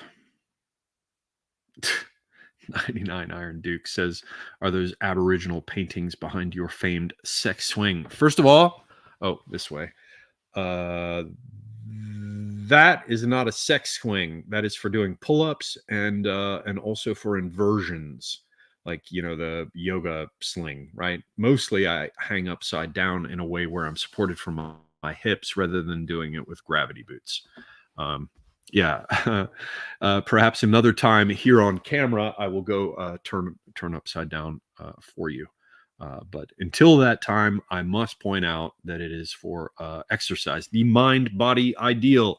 I have weights across the floor there. Yes, I have all kinds of things I exercise with, like this 1830s cutlass. I recommend everybody get a dog cutlass because there are all kinds of exercises you can do with a dog cutlass because they're so poorly balanced and heavy. This one was issued to one of the Italian kingdoms before the unification. And it apparently they were bought as an order from Germany because I can see a stamp down there for Solingen. Yeah, you can practice pommel strikes and fist strikes and, you know, different cuts and thrusts, you know, whether you swing or place the thumb for the thrust or drop it, place it, drop it, and you do it with your left and right hand. And there are all kinds of exercises that develop the forearm. But yeah, oh, sorry. No one asked.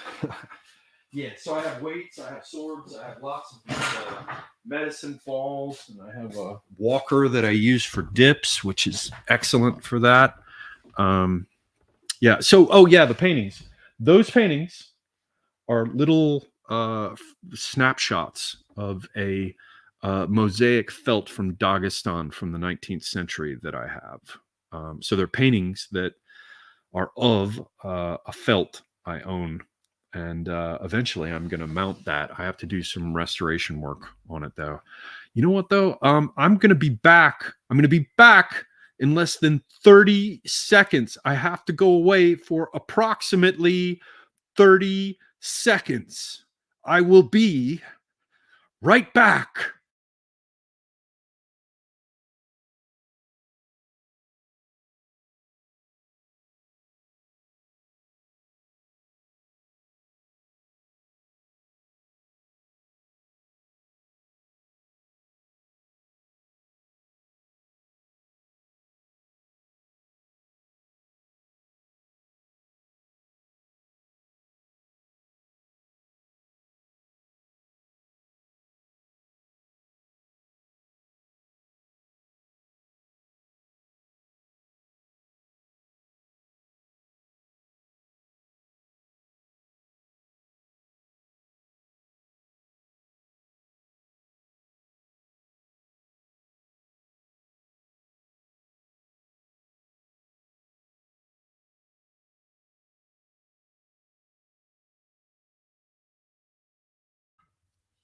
So how'd I do? Was that 30 seconds? Did that work out all right? Oh. Okay. So, next question.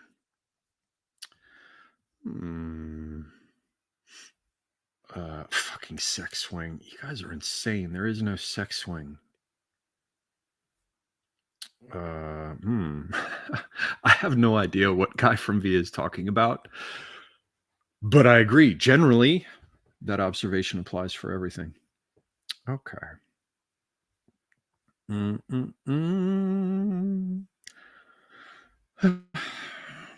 I wish I were in the land of cotton. Old times there are not forgotten. Look away, look away, look away, Dixieland. Boomer21 has asked us a couple times about open borders, de-dollarization, trashing of petrodollar, and woke movement, great reset. I'm just, I'm not the guy to give you a read on that. Maybe, I don't know, like somebody, what's his name? Maybe look at Ryan Dawson or something. That's not really my, I'm not an economics guy. I don't know enough. I'm sorry to say. Thank you for the question. I just don't know.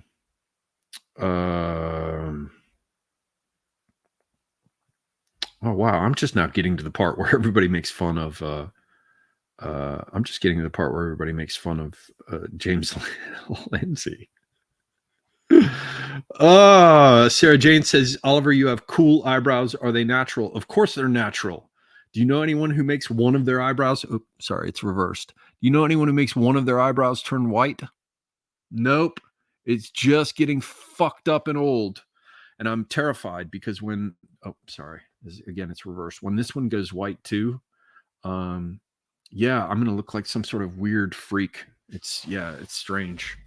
Ugh. I'm turning whiter as I get old. This is where being a swarthy med, there's something happening. My eyes, which were light brown with green, a little bit of green if you really looked, are now turning into a proper green hazel. And my hair, which at times was very dark, is turning white. Worst part is my beard. I have black hair that makes a sad clown mask. Black just grows right here like that. And on this side, black just grows right here like that. So when my beard grows in it all, I look like a sad clown. I reckon I probably look a bit like a sad clown in other respects, depending upon whom you ask. Yeah, they're real. They're real. And I'm trying to think of how I might dye them. I hate hair dye and all of that, but like all this expressive power that I have is going to be gone when they turn white, and I don't know what I'm going to do then. All right. Next question. What else? Let's see, what? It's because it's going white. My parts of me the hair is going white while other parts are not. That's why. God damn it. All right.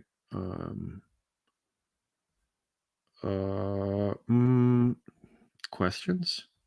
Fuck, I'm way far behind. I'm gonna have to I'm trying. Good observation. Kludge does sound filthy. It does. Well, I'm trying a fix for it, but it's just a kludge. I'm like, should you be talking about that in public? Yeah, I agree. Absolutely, I agree. There's something wrong there.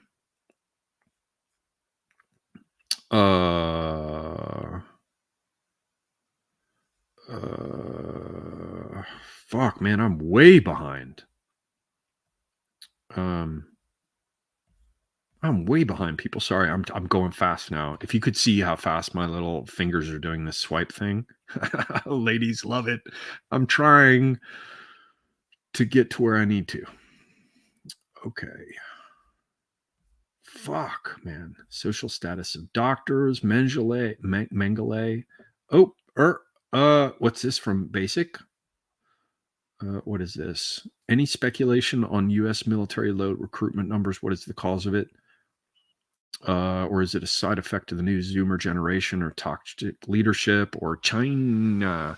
I think it's all those things. I never did military service. My dad did. My brother did. Good friends did. So, I'm not probably the best one to ask, but I think part of it is that we have fat, soy-fed, fish-bellied, pale creatures that are coming up as our males. And I think a lot of it is that people who are fit to fight recognize that they'd be fools to do it for people such as these. Toxic leadership as well. So I guess, you're saying, is it A, B, or C? And I'm saying yes.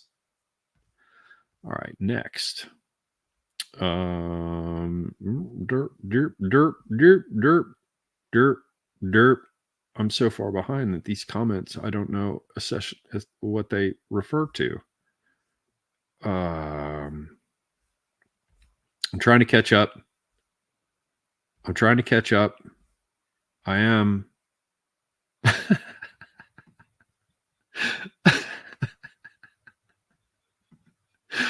What the fuck is going on? You guys are fucking everything up, man. I'm going to catch so much shit from D. I'm going to have to listen to like a 30-minute rant on D's part about the evils of marijuana because of all of you. Kids, just say no to drugs. Be cool. Stay in school. What is next?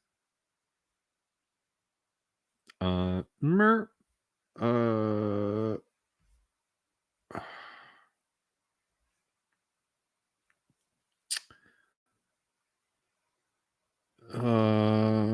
don't know what this. Oh, he was Tim, and he said this Tim thing is over. Salvia lasts. It's so quick. I mean, 2 minutes, it's over or whatever. So yeah, I wouldn't worry too much about that unless you're not good at putting Humpty Dumpty back together. It had very strange geometric things going on. It was as though, if you imagine a proper square grid, like, where like a piece of graph paper, like if you took that and just skewed everything so it all became slanted and stretched, everything, like if everything that you saw and felt and oriented yourself within in terms of proprioception just was like a grid, but then it suddenly got all angular and stretched and bent. Yeah. And there was also some jungle imagery. Yeah, there was some. Yeah, it was pretty serious, but it only lasted like, I don't know, 2, 3, 5 minutes at most. Yeah, okay, yeah. Avoid salvia. Everybody, avoid drugs. Don't do drugs. Drugs ain't cool, yo. Vulpus says, Semiagog, speaking of Jung, any thoughts on Otto Rank? I did not spend enough time looking at him. I don't know enough about him to offer an opinion. Noah Solomon in the house. He was brought up earlier because he's the one who told me about Eric Vogelin. I still haven't read that book. Noah Solomon should answer everybody's questions about why James Lindsay talks about Gnosticism. I speculated, Mr. Solomon, that it was because Lindsay had at some point read Vogelin and like there's some political, cultural, cool kid thing where they like to call things Gnosticism. But what do I know? Perhaps you can answer everyone who doesn't know. Okay. Next question. I think that this is the moment where I should have a drink. I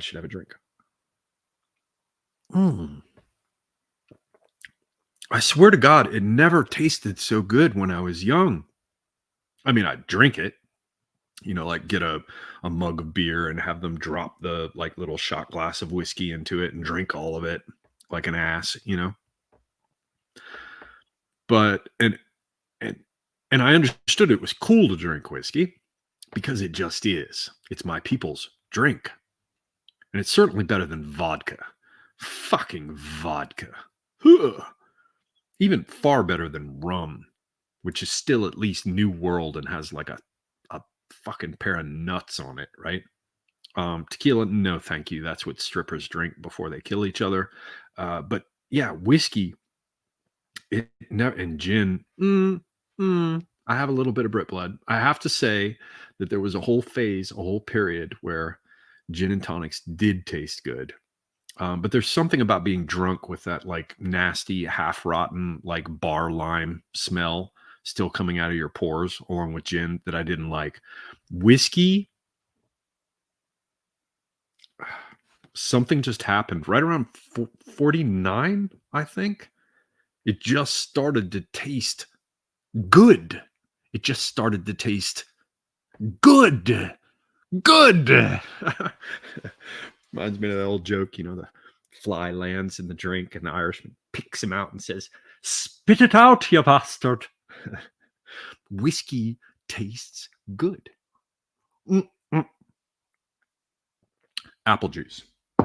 Do not drink. Be cool. Stay in school. All right. What next? Dagbreaker says, have you ever seen orbs, spirits in real life? Yes. Every person I talk to is animated by one. And arguably not even just the trees and the earth and the plants and the crawling things and the proper animalcules, but even the spaces that we think are empty are filled with the great world spirit. I just spent too much time dealing with Renaissance Neoplatonism to be able to shake it. Something is in my view of existence is fundamentally Neoplatonist, and as a consequence, I believe in a world soul. So everything I'm looking at, not to get too pantheist on you, and I hope I don't piss off my Christian friends whom I respect, but you know, it is what it is. I cannot tell a lie. Yeah, I'm kind of like a Neoplatonic pantheist in many respects. So my question would be, is there any way for isness not to be filled with spirit? If it were not filled with spirit, it would not be isness. Okay. Okay.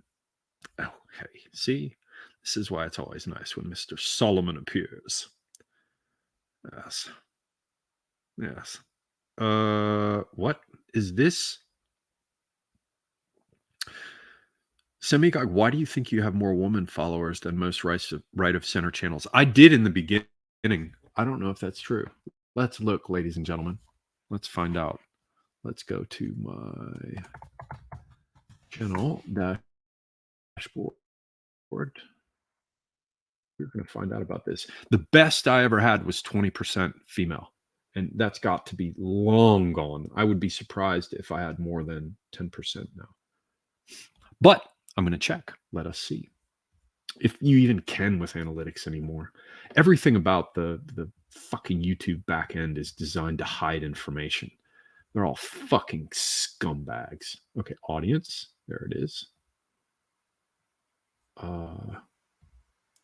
When your viewers on YouTube, content your audience watches, top geographies, watch age and gender. Okay. Yeah, I don't know what you're talking about, Iron Duke. Because there once, truly, when I first started, I had, maybe it wasn't 20, it was like 19%, but I had 19% women, 1 in 5. That's a big deal. That was for real. Now, look at this. Here, I'll share it. Can I share it this way? Look at this. Oh, I guess you can't see it. Can I make it bigger? No. Fuck. Oh, I have to do it in the other window. Let me try it over here. Bigger, right? Can you read that? Yeah, you should be able to read it now. Look at that. Female, 1.1%. User specified 0.2%. I don't even know what the fuck that means, and it makes me want to vomit. 13 to 17 years old, 0%, as should be because they're minors. 18 and over, 8%. Ooh, I'm doing better with the cool young kids than I thought I would be. 18 to 24, 8%. Not bad. 25 to 34, 48%. 34-year-olds are almost 20 years younger than me. That means I'm staying cool. I'm staying cool. 35 to 44, 26.1%. People in my own age group, 12%. People older than me, my elders, whom I greatly respect, 3.1%. 65 and over, 2.8%. There it is, ladies and gentlemen. So yeah, 99 Iron Duke, I have to say, for someone who once had 20% female viewership, yeah,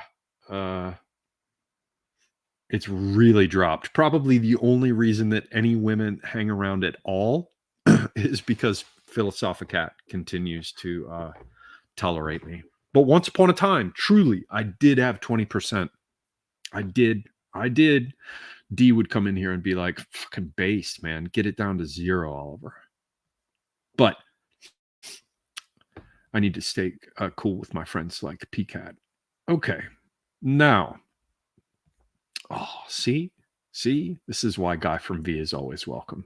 Melnibone, blood and souls for my Lord Auriac.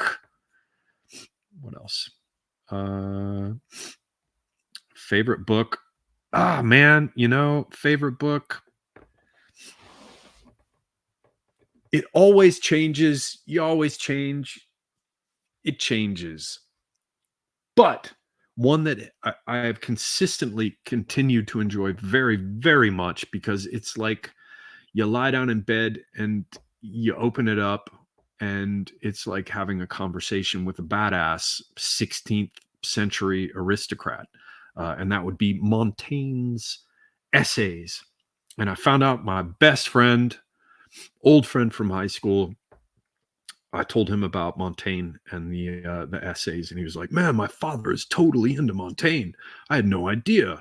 He painted a huge mural of Montaigne and this stuff, in his one of his houses."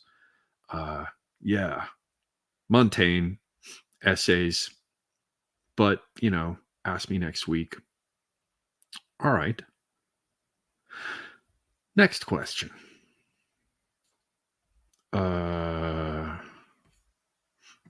George Adams in the house.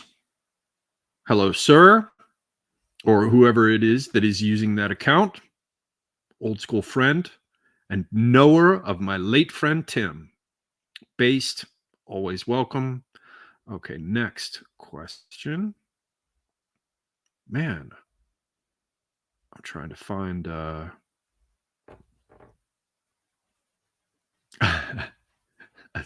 That's funny.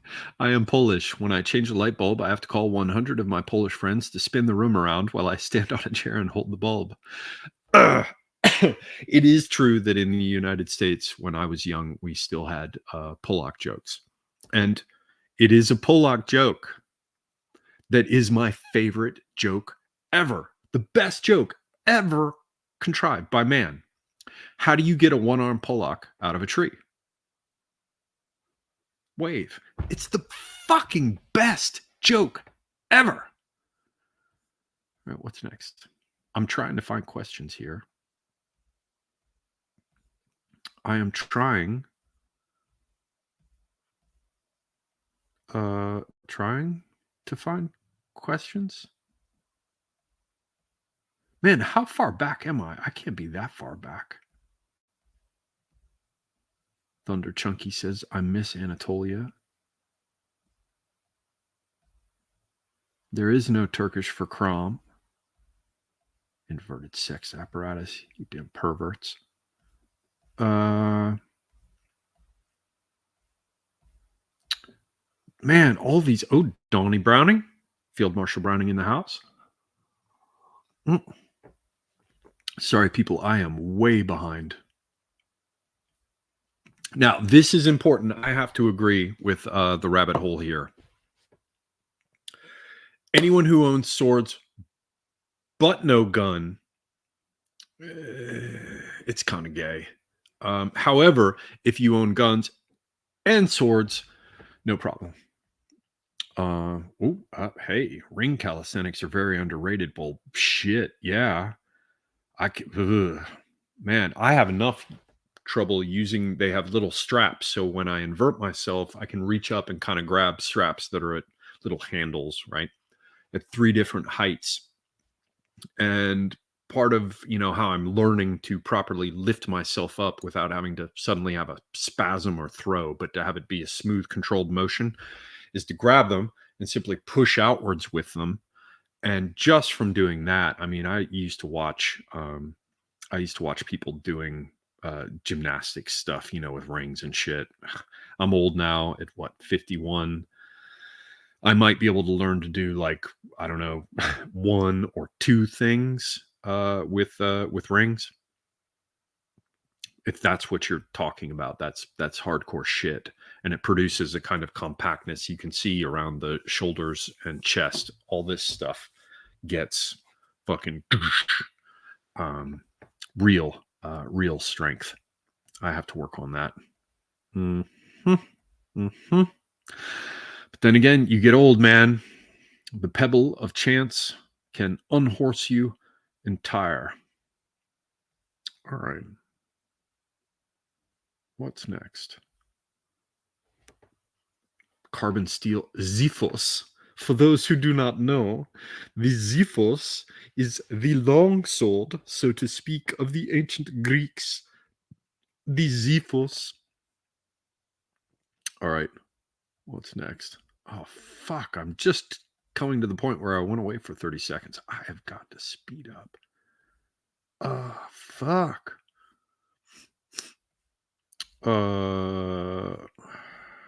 Damn. Flying Scotsman says, "Rest in peace, my question." I didn't see the question. All right. If you guys saw my my house really does look like a soup can, but I can't paint it that way. I need to paint it like, what is it? What's the World War I ship camouflage? Dazzle. I don't even need to look it up. I actually remembered it. I need to paint it with like warship dazzle camouflage. Just to cause epileptic fits in among passing drivers. Does Trump have a chance next year? That from Mr. McKee 2099. Yes, possibly. But we don't know what that's going to mean. Listen to BDB talking about, I grew a dozen gray hairs in about a month. White, actually. They stand out a lot. I found my first fucking gray hairs when I was 20. So fuck all of you. Okay. Morphing. You see this? You guys keep pushing this fucking morph shit. I will isolate. Wait. Fuck. Lance Corporal veteran in the house. Another old school guy who's been watching stuff time and again forever. Hello, good to see you. I like seeing people from way back in the day, man. He says, I have a strange zigzag bald line on my left jaw. When I grow my beard, it looks like a lightning bolt. Well, that might be some kind of scar that you're talking about. But I did notice, heed my words, when I was younger, weird shit happened where a part of my beard, I shit you not, would like go bald. Like I'd have a little bald patch on my beard, and you could tell that all the hairs were still there, but they got fine and faint and tiny. And within the space of a couple of months, if that, suddenly they came back in, but it was white. Crazy shit. Like my black beard would disappear for a little while and turn into these fine, faint hairs and then grow out as a white beard. I got weird shit going on. I don't know what's going on. Yeah. I don't know what's going on. I don't. Okay. Next question. Swing low, sweet chariot, coming for to carry me home. Surely there are questions. Surely? No, I'm stuck in this whole thing about, listen to this. Alcohol tastes gross. Out of the mouths of babes. Okay, what else? I have to say, though, Emmeline is a cool name. This is probably a fat black guy with a beard, but Emmeline is a cool name. No doubt. I'm looking for questions. Really, I am. There's just, it's... Noah Solomon comes back on the subject of political Gnosticism. It is the belief that personal, collective, or societal salvation is attainable by political action. For example, through a political figure or ideology. You see what happens when you've actually read the material? All I got to do is read Vogelin, and it's not even the whole fucking book. It's just like the first big essay in it. I will do it. I will do it. I will do it. Thank you. All right. People talking about weed. Oh, John D. John D is fucking awesome. I'm so happy to see that John D is in the house. That makes me happy. That's fucking awesome, man. I don't know. Although I hope he's not fucking talking to me. All right. He was in the house. Good. Good. D. Nice. Okay. That makes me happy. Fucking based. All right. Who else? Who else? Questions? No, this is all. See, D says, "Notice me." Do you are you still around? Do you want to come in here, D? I'm way behind. Oh no. Oh, it looks like he's still here. Do you want to come in here and embarrass me? I'll turn the camera off so you don't have to worry about not having one on. Who is D? Who is D asking if he crimped hair? D's fucking awesome. Okay. What else? Questions? What else?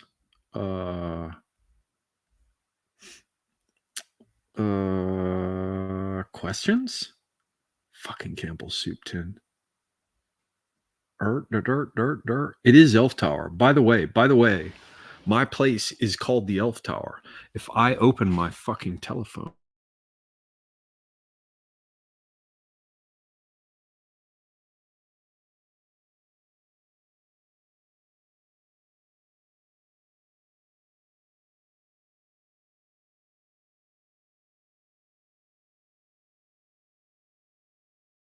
Solo layout, press shift. What the fuck?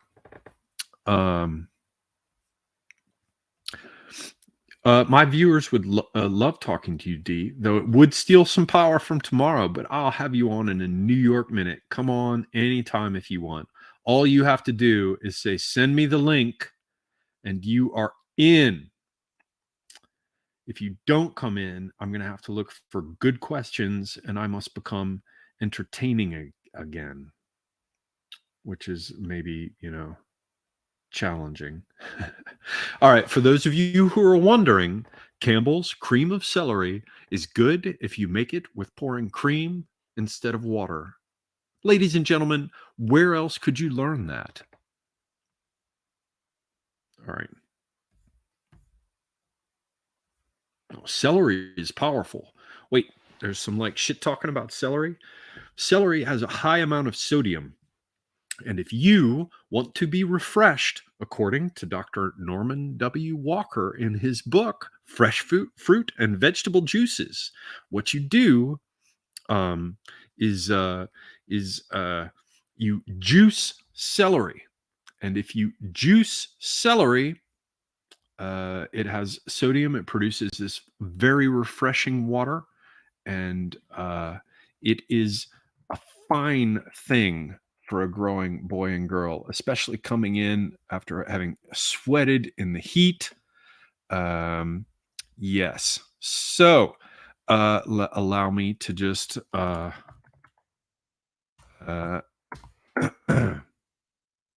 yes. Okay. So let me look for a good question. Oh, I'm gonna have to do something with the headphones. Let me do. I'm looking for questions. I'm just making sure that I'm going to be able to hear should that become necessary. Which one of these shitty little fucking Apple editions and just it's like little fucking homunculus fucking pudenda? The fuck? Which one of these am I going to require? Look fucked up. Do they look bent? Wow. I'm going to answer questions. This is coming together, ladies and gentlemen. I might have to. I'm going to have to delete this live stream after it's completed, just because I'm behaving like an imbecile. Okay. So, yeah. If D wishes to come on, he's got a link. All right. Now I am looking for questions.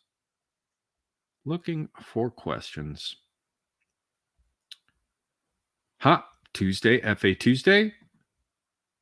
Let's see what Semigog. My theory regarding the win condition of the gay concerning Ukraine is to extend the eastern Ukraine border to Kazakhstan and cut Russia off from the Black and Caspian Seas. Yeah, they know better to try that with all of the Caucasus. It's just not going to happen. The best, well, no, I see what you mean. Yes, because they've already got inroads with Azerbaijan. They've got their inroads with Georgia, and now they're pushing with Armenia. Yeah, I see what you're saying. Yeah, probably. Oh, the hell is going on here, Mr. D? Hello. How are you, sir? I'm okay. I'm okay. How are you? I feel as if I'm intruding in your. You're not intruding at all. What the hell are you talking about? You're very welcome, Right. Mr. D. Nonsense. Well, do not speak such nonsense. Well, thank you for having me. Just hang on a moment.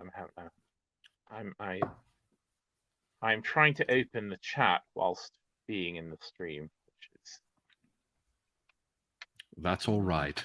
We'll all go ahead a little bit at a time. We'll take our time. I had to get up off the sofa.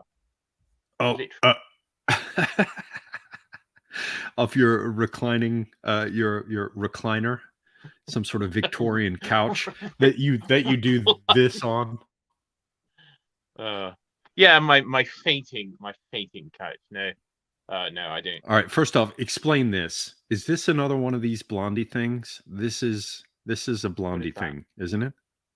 What is it? Philosophicat is the sort of woman I'd fancy if I fancied women's.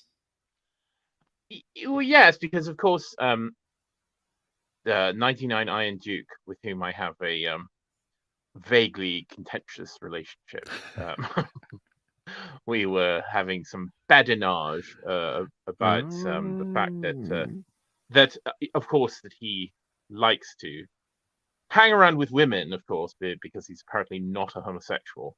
And so then he said something about that I would appreciate Philosophicat or something to that effect. And of course, Philosophicat is the sort of woman who I probably would quite fancy.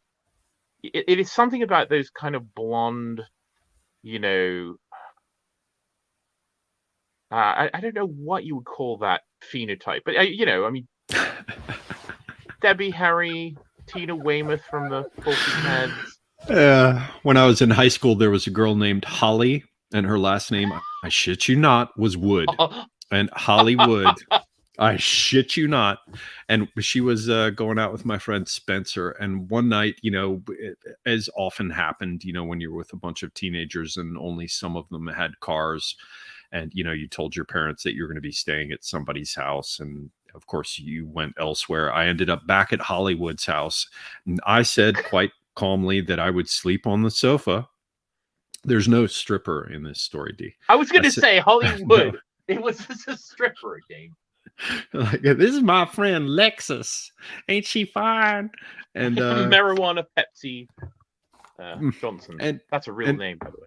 And Hollywood, I fell asleep on the sofa, and she came down and pretended like she had to like adjust the thermostat or something. I can't remember what it was, but there she was, sleek, a little bit plump in a way that I would appreciate these days, but back then it kind of was, you know, off-putting.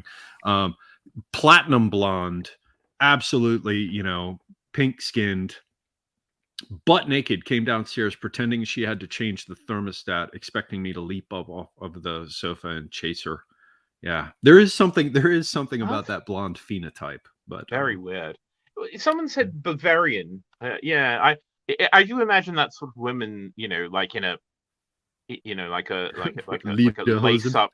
lace up, you know, bustier. You know, what do you call those things? The lace up kind of bustier, corset, bustier. What? Yeah, one of those things. You know, like a serving wench at Oktoberfest. Yeah, that would be like a corset type thing, right? Wouldn't it? But yeah, I see what you mean. It's bodice, external bodice. Yes, bodice. A bodice. Right. Yeah, that's right. You know, and yeah, maybe a hat with a brush in it, or. All right. Well, what I'm going to do is you should help me take these questions, if you're willing. Yeah, I will look for questions. I will look. But Crystal Pepsi would be a good stripper name. Yeah.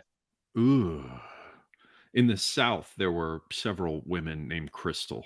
Yeah, Crystal. Oh, Crystal. With a K? No, not like the burger joint. Noah Solomon asks, Semigog, did you read the article I posted in Semigog chat? The British Empire returns to a 168-year crime scene. I have not. Okay, you posted it in the chat now. I see. You're trying to be.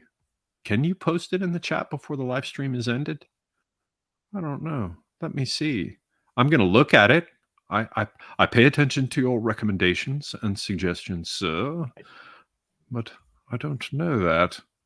No, I certainly have not read it yet, but I am going to look for it. Oh, Alexander Mercurius with that fucking hippopotamus nose. He just jumped out at me. Hang on.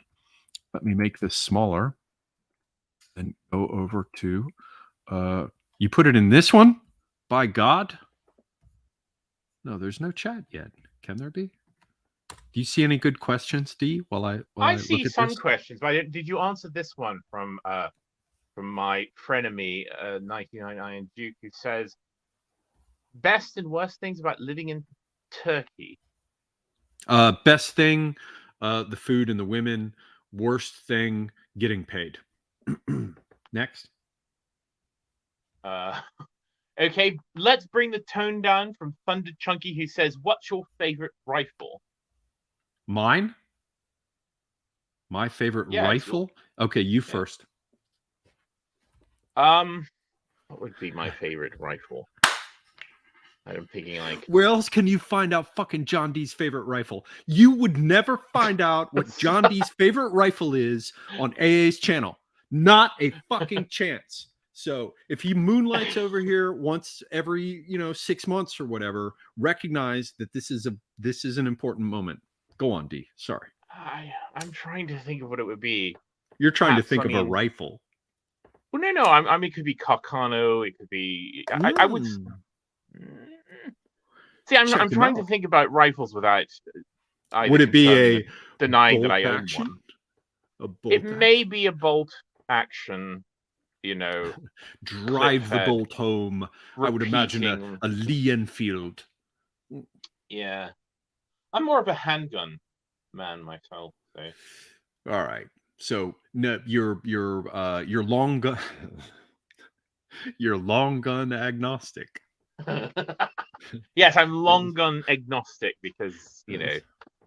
Right. I am more of a flintlock pistol. Type. Quite a pistol you've got there. There was once when I lived in an apartment complex at 17 because I had left home and there were I lived in an apartment, and it was a 2-bedroom that we shared with 4 people and eventually 5, as you would expect with teenagers throwing parties. The whole experiment lasted about 3 months. But I do recall that I ended up sleeping in the hallway, which was the only space left after the party. And this redneck girl with whom I had relations told me that I was packing quite a pistol. Can you imagine such a thing? She insisted upon listening to Bela Lugosi's Dead over and over again, and I always felt that that was one of the weakest of the Bauhaus songs. I was usually complimented on the caliber of my cannon. Yeah. Right. It's a 15-pounder, governor. Very heavy balls. Very heavy balls. See, where else can you get this, ladies and gentlemen? Okay, so for my favorite rifle at present, it is, I have to say it, it's a CZ. I couldn't get a 452, but I was very lucky to get a 455 28-inch barrel CZ 455 Ultra Lux 22 bolt action. Love that thing. You fire 22 shorts out of it, and it sounds like an air rifle. Absolutely glorious. And the trigger is like a hair trigger. It's brilliant. Brilliant. So, yeah. Next question. Do you see anything good, D? What do we see from these Just crazy thinking people? about my Sig Sauer. Let's see. I need to get you a M1 44 Magnum. Good. Well, yeah. I have fired lots of guns that I don't own. I have been to the range many times in America, so including just absolutely absurd, like 50 caliber Oh God, no, hell no. weapons. I don't want to hurt myself. Right, wait a minute. The power. This is funny. I just got a message with a with a person asking me about that yoga sling and pull up. Why does everybody think that that is a sex sling? D? It is a sex. It's a sex thing. Even Charlemagne said that. No. Gravity. I mean, the sex swing, like that's that whole like Bangkok like vibe, and that's a kind of dissolution that is not native to the American, to the clean-limbed American. It has that sort of defilement, personal defilement, reflexive defilement seems to be something associated with the Brit going to Marrakesh or Bangkok. I don't know what all of you are talking about. One night in Bangkok makes a grown man humble. Yeah. Wow. Yeah. You're almost as old as I am. You know about that song. I know. Terrible, terrible song. Steve Woodmansey says, favorite bourbon. So do you have a favorite bourbon? Well, I have to be honest. Well, I liked Bullet, rye or bourbon. Well, yeah, bourbon primarily. And then I discovered that Evan Williams was half the price and got me just as drunk. And I also didn't have a hangover the next morning. So I said, Evan Williams, that's not difficult. However, I am going to do a thing with a friend of mine who wants to like smoke his cigars and also taste whiskey at the same time. So it's taken like 3 months for me to track down a bottle of this fucking blackened whiskey that's pushed by Metallica. And I've got a bottle over in the other building and I'm going to try it. But yeah, for now it's Evan Williams. And if I'm trying to be grand or bouge, I should say, as grand as any bouge person ever gets, you know, arranging carefully the salad fork. I would say Bullet. How about you, D? Do you even drink bourbon? Oh yeah, What? yeah. What do I What? even drink? I mean, there's little that I won't drink. Okay, well, there is actually a lot that I don't drink. I don't drink tequila because Mm. it's ethnic. I don't drink. What else don't I drink? I mean, I don't drink anything that seems, what's the word? I don't drink any cursed modern thing. I would rather set myself on fire than drink like Malibu rum, like anything like that. I don't drink anything like that.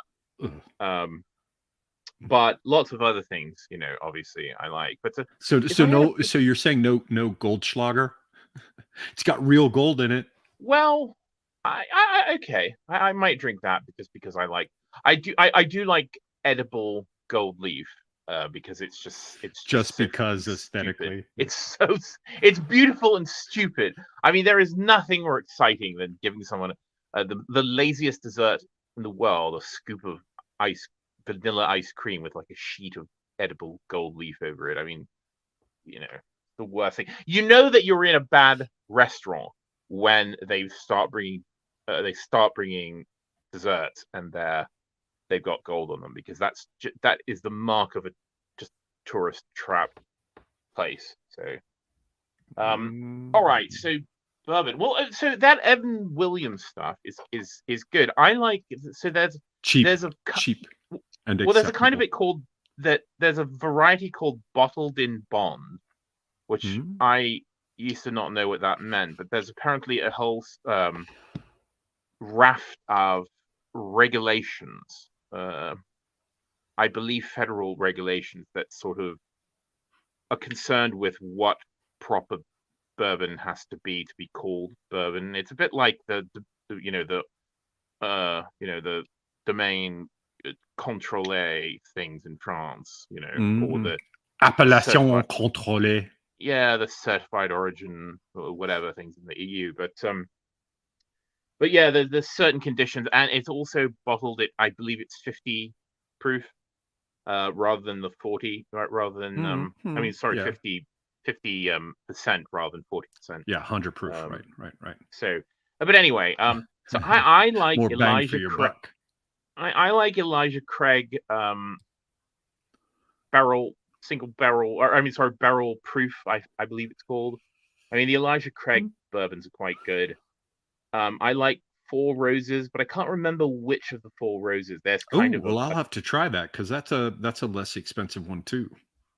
I had to well, give up on they Rebel yeah, Yell when they called it something else. Now it's called. well, now it's called Rebel because, of course, Rebel Yell is, Saint Floyd. That doesn't approve of that. So, Agatry, pure well, yeah, Agatry. But I mean, I'll drink almost anything. See, D is a civilized person. Ladies and gentlemen, you have to understand that D knows how to have conversations. And there are fewer people of this sort. See, I grew up with people where you were supposed to get, respectably soused. You were never, ever, ever supposed to let the final aspects of self control dissipate publicly. You were expected to be able to, for example, operate your car. Yeah. Don't. Yeah, you're expected to be able to defend yourself if necessary. Certainly never to fall down and make a fool of yourself. But you were supposed to be able to get fucked up and have a good conversation. And D is certainly of that school. It's rare these days. It is. I mean, people can't even form a sentence, and let alone put a few of them together. Let me just clear up. I've got to clear up some things. Yeah, 1792 bonded. I think that's the Elijah Craig that I quite like. I bought a whole case of it because reasons. So I prefer old.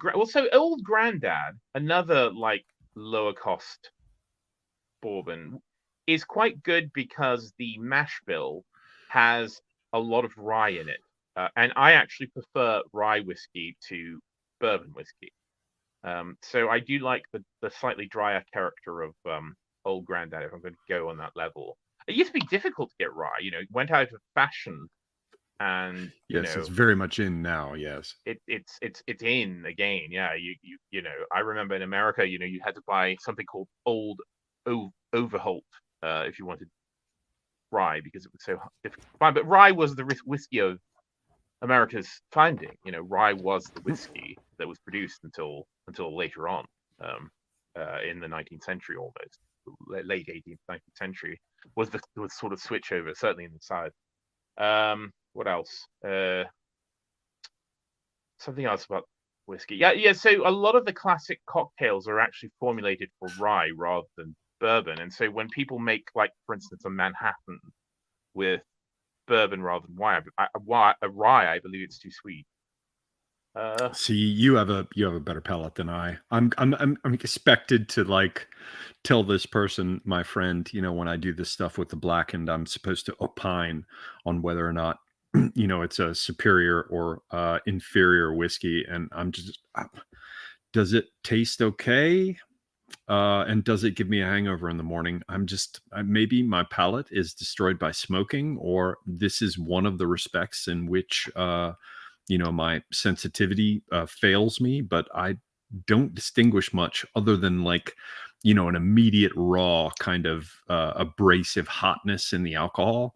Otherwise, I don't notice much more. Now, I must disappear for 30 seconds again, but before I do so, I have to ask: do you think a guy from V is here talking about he dated a Rosicrucian or a Roman Catholic? Which do you think? Me. Yeah, what do you think he refers to there? I'm thinking it's a Rosicrucian. I'm looking up. Yeah. I'm just thinking about alcohol. All right, we'll cover alcohol momentarily, and I will be right back. This is Right. this is a terrible emergency. I'll be right back. I'll be right back. Now you'll see how I feel when you do this to me. Okay. Well, I have no problem. I can talk about anything for hours until everyone is gone. He is going to have a slash, guaranteed. As you say. What is my favorite wine? I mean, that's difficult to answer because I like so many different types of wine. I tend to favor, well, I tend to favor French wine, either Bordeaux or um, um, I mean, I think Bordeaux is probably the wine I'm most familiar with, but the Côte d'Iron, you know, Burgundy is wonderful, but you know, again, the high end Burgundies are really basically completely out of reach now. But you know, I'll drink anything. I mean, the thing about wine is that we've gotten so good at making wine. You know, there's been such an advance in terms of, you know, figuring out actually how to make consistently good wine that it's rare that you get like a really bad bottle of wine. It's quite rare, you know. I mean, you can almost be assured that whatever wine you get is going to be okay. So the thing is, of course, there's a lot more good wine than there was, you know, even 30 years ago. But I also like German wines. You know, I love Riesling. I love Gewürztraminer. I You know, like a Riesling. I like some of those sweet wines. Yeah. I mean, Rieslings can be dry as well, but they can yeah, also. I prefer the dry ones, but you know, it's fine. Yeah, Um, I've got that med blood, so you know I want my sweetness. but I like I certainly like a good bold, you know, Bordeaux, a good nice heavy Cabernet. I mean, my favorite of the Premier Cru wines is Chateau Margaux, and I collect them.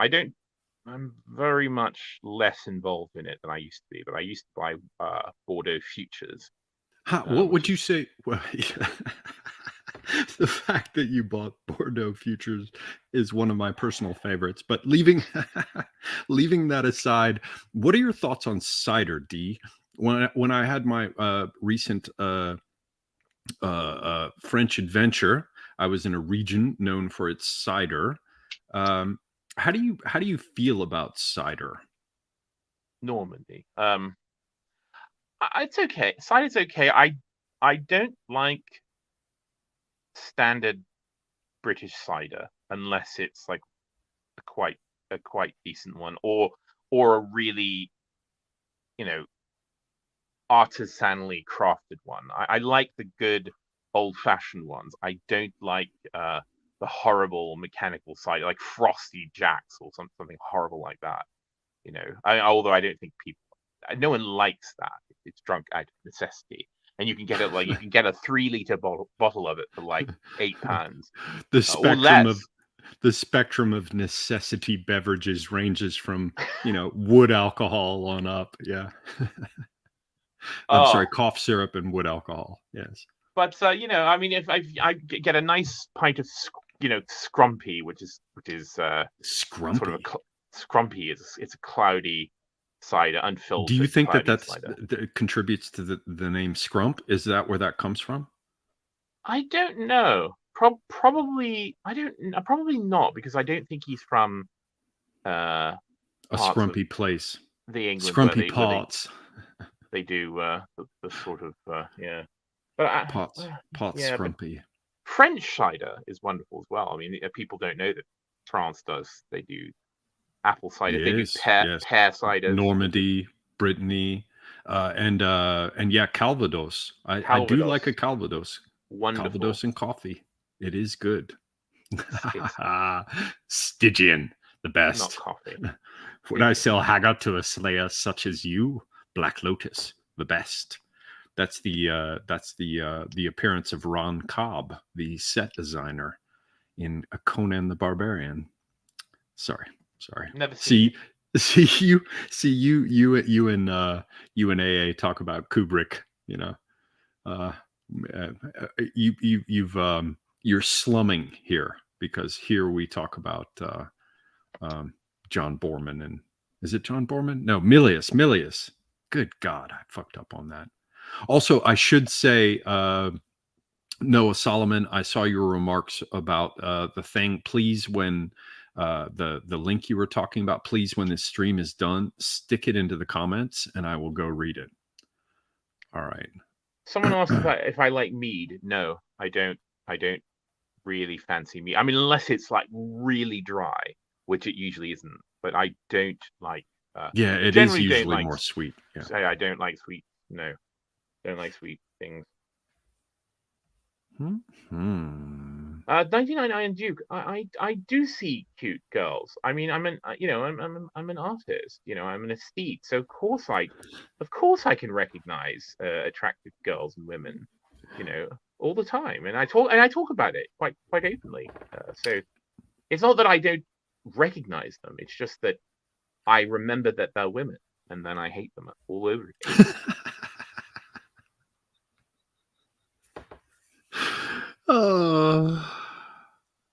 See, it's consistent. It's straightforward. You don't retreat from the line. See, it's based. Though I like the ladies. Somebody seems to know what you're talking about. Maybe warm scrumpy would be nice. Warm? Can you imagine serving it warm? Well, yeah, actually, no. This is a good divergence. What do you make of the heated alcohol beverage?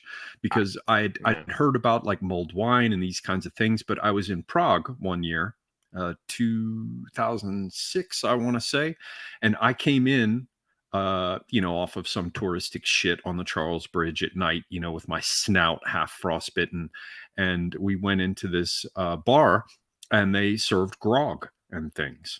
And so I properly got to have, heated alcoholic beverages. And they do have their moments, but boy, they'll fuck you up. What are your thoughts on all that, D? Don't like them. In fact, I am not keen. The only hot beverages I tend to like are coffee and tea. But no, I don't fancy any. You don't like it because the heat burns off the alcohol, which should be turned to better purposes and being metabolized, right? Well, I'm also.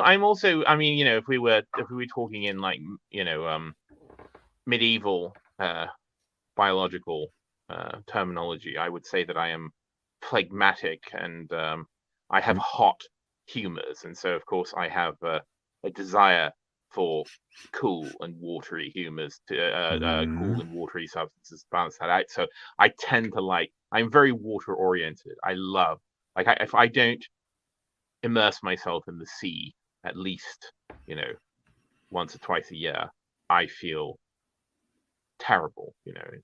I must return to the water. Phlegmatic. See, I wonder now. Let's see. They're associated with different organs. Let me remember now. Melancholy is cold and dry. Sanguine is hot and wet. I think phlegmatic is cold and wet. Yeah. And what's the other one? Bilious. I want to say is cold and is warm and dry. I can't remember. Don't remember. I don't remember. But do you have pronounced visible veins on your limbs, or are they hidden by subcutaneous fat? No, my veins are. They're not. Well, it depends on where. If I flex on my arm, then they. Then everyone imagine deflexing. You'd be surprised. But they are visible more by color than by texture. Because you're a pallid. Yeah, you're a yes. My skin is semi-translucent. So, yeah. Wait a minute. There's a question from Man Ray of Hope that he asserts I've been avoiding. I'm going to scroll up and try to see it. I don't see it. Man Ray of Hope is another one who I've seen on the channel for quite some time. Repost your question, sir. I do not fear it. Yes. Yeah. Oh, I caught your last stream with I think it was your last stream with Academic Agent when I was driving back from Mississippi. I played it through my phone, and you guys were reviewing everything. It was a good stream, I have to say, D. It was a good stream. UO from Tuesday, yeah. Yes. That was fun. I love the episodes where it's just AA and just the two of you. Absolutely, just the two of you. No one getting in the way. What is this? Indeed. What is How this? long have you been a Freemason? I'm not a Freemason. I am not a Freemason. I know there is one Freemason in our circles who has identified himself, but he's a Zoomer, or not a Zoom. He's not a Zoomer. He's somewhere between a Zoomer and a millennial. I am not a Freemason. I have books on Freemason. Where would it be on my? Let me navigate here on my screen. Oh, that's the wrong screen. Wait a minute. Hang on. I'm trying to. Let me remove that one. Okay. Now, if I make myself alone, I have books on. I have books on Freemasonry here, but I am not a Freemason. Sorry, D. Go on. No, I just whenever I see a Google Doodle, I'm just like, hey, what obscure ethnic person are they celebrating today? Yeah, other than a white, because it will never ever happen. Oh no, they used to have them occasionally, but no longer. Here's Naguba, who's famous for her mud pottery. She got a MacArthur Fellowship for doing mud pottery. Yeah, I just saw one recently. Oh my God, man. I was with my mother. Oh, bless my sweet mama. Bless my sweet mama. But I played her a bunch of gypsy music, and she was recently in Spain, so she was unexpectedly receptive to my blathering about flamenco and listened. So I told her this story of Tia Anica, who is a particular promising flamenco singer when she was young. And even though he was a gypsy, her husband, as soon as she got married, said, "You're not doing that degenerate shit as my wife." And so, despite her ability as a singer, he absolutely forbade her from singing, and so she had to wait until he died, and as a consequence, it wasn't until she was like 70 or something that she began to sing again and make recordings after she outlived him. And my mother heard that story and proceeded to tell me, where I'm going to look this up to make sure that I got the fucking name right. Hang on. I think it was. Well, anyway, the way my mother told me the story was that Alberta Hunter, who is a blues singer, was or a jazz and blues singer, was forbidden to sing and then came back again later when she was old and sang. And so I was just listening to all this wonderful fucking flamenco, and she started playing a bunch of fucking blues and jazz for me, telling me that it was the same kind of thing. And I was like, oh, mama, I just don't want to listen to black people while I'm eating this delicious dinner. I just don't. Oh, anyway, my sweet, sweet mother. But negrophilia is a real thing, man. It really is. It's strange. But I consider the Spanish black as well, so it's all Wogs begin at Calais. Yeah. Yes, well, I don't know. I totally. There's all kinds of great gypsy music. I'm not saying that I'll leave my wallet unattended near them, but there's all kinds of great music. Yeah. So, what else do you have to share, Mr. D? How is everything going with you on your Pacific Island? How is everything going there? It's perfectly, it's perfectly fine. I had a terrible headache today, so very, very distracting when that happens. But you must remain hydrated. No, I was properly hydrated. I just but anyway, the highlight, of course, was that I prepared some meal of hot dogs and chips for myself. What? I made hot dogs. So I had a New York style, what they call dirty water hot dogs. Because the vendors, they reach into a bin full of, grey water. Yeah. I don't know. Although mine were grilled. Mine were grilled, and of course mine. I also have. They're quite good. They're, all beef.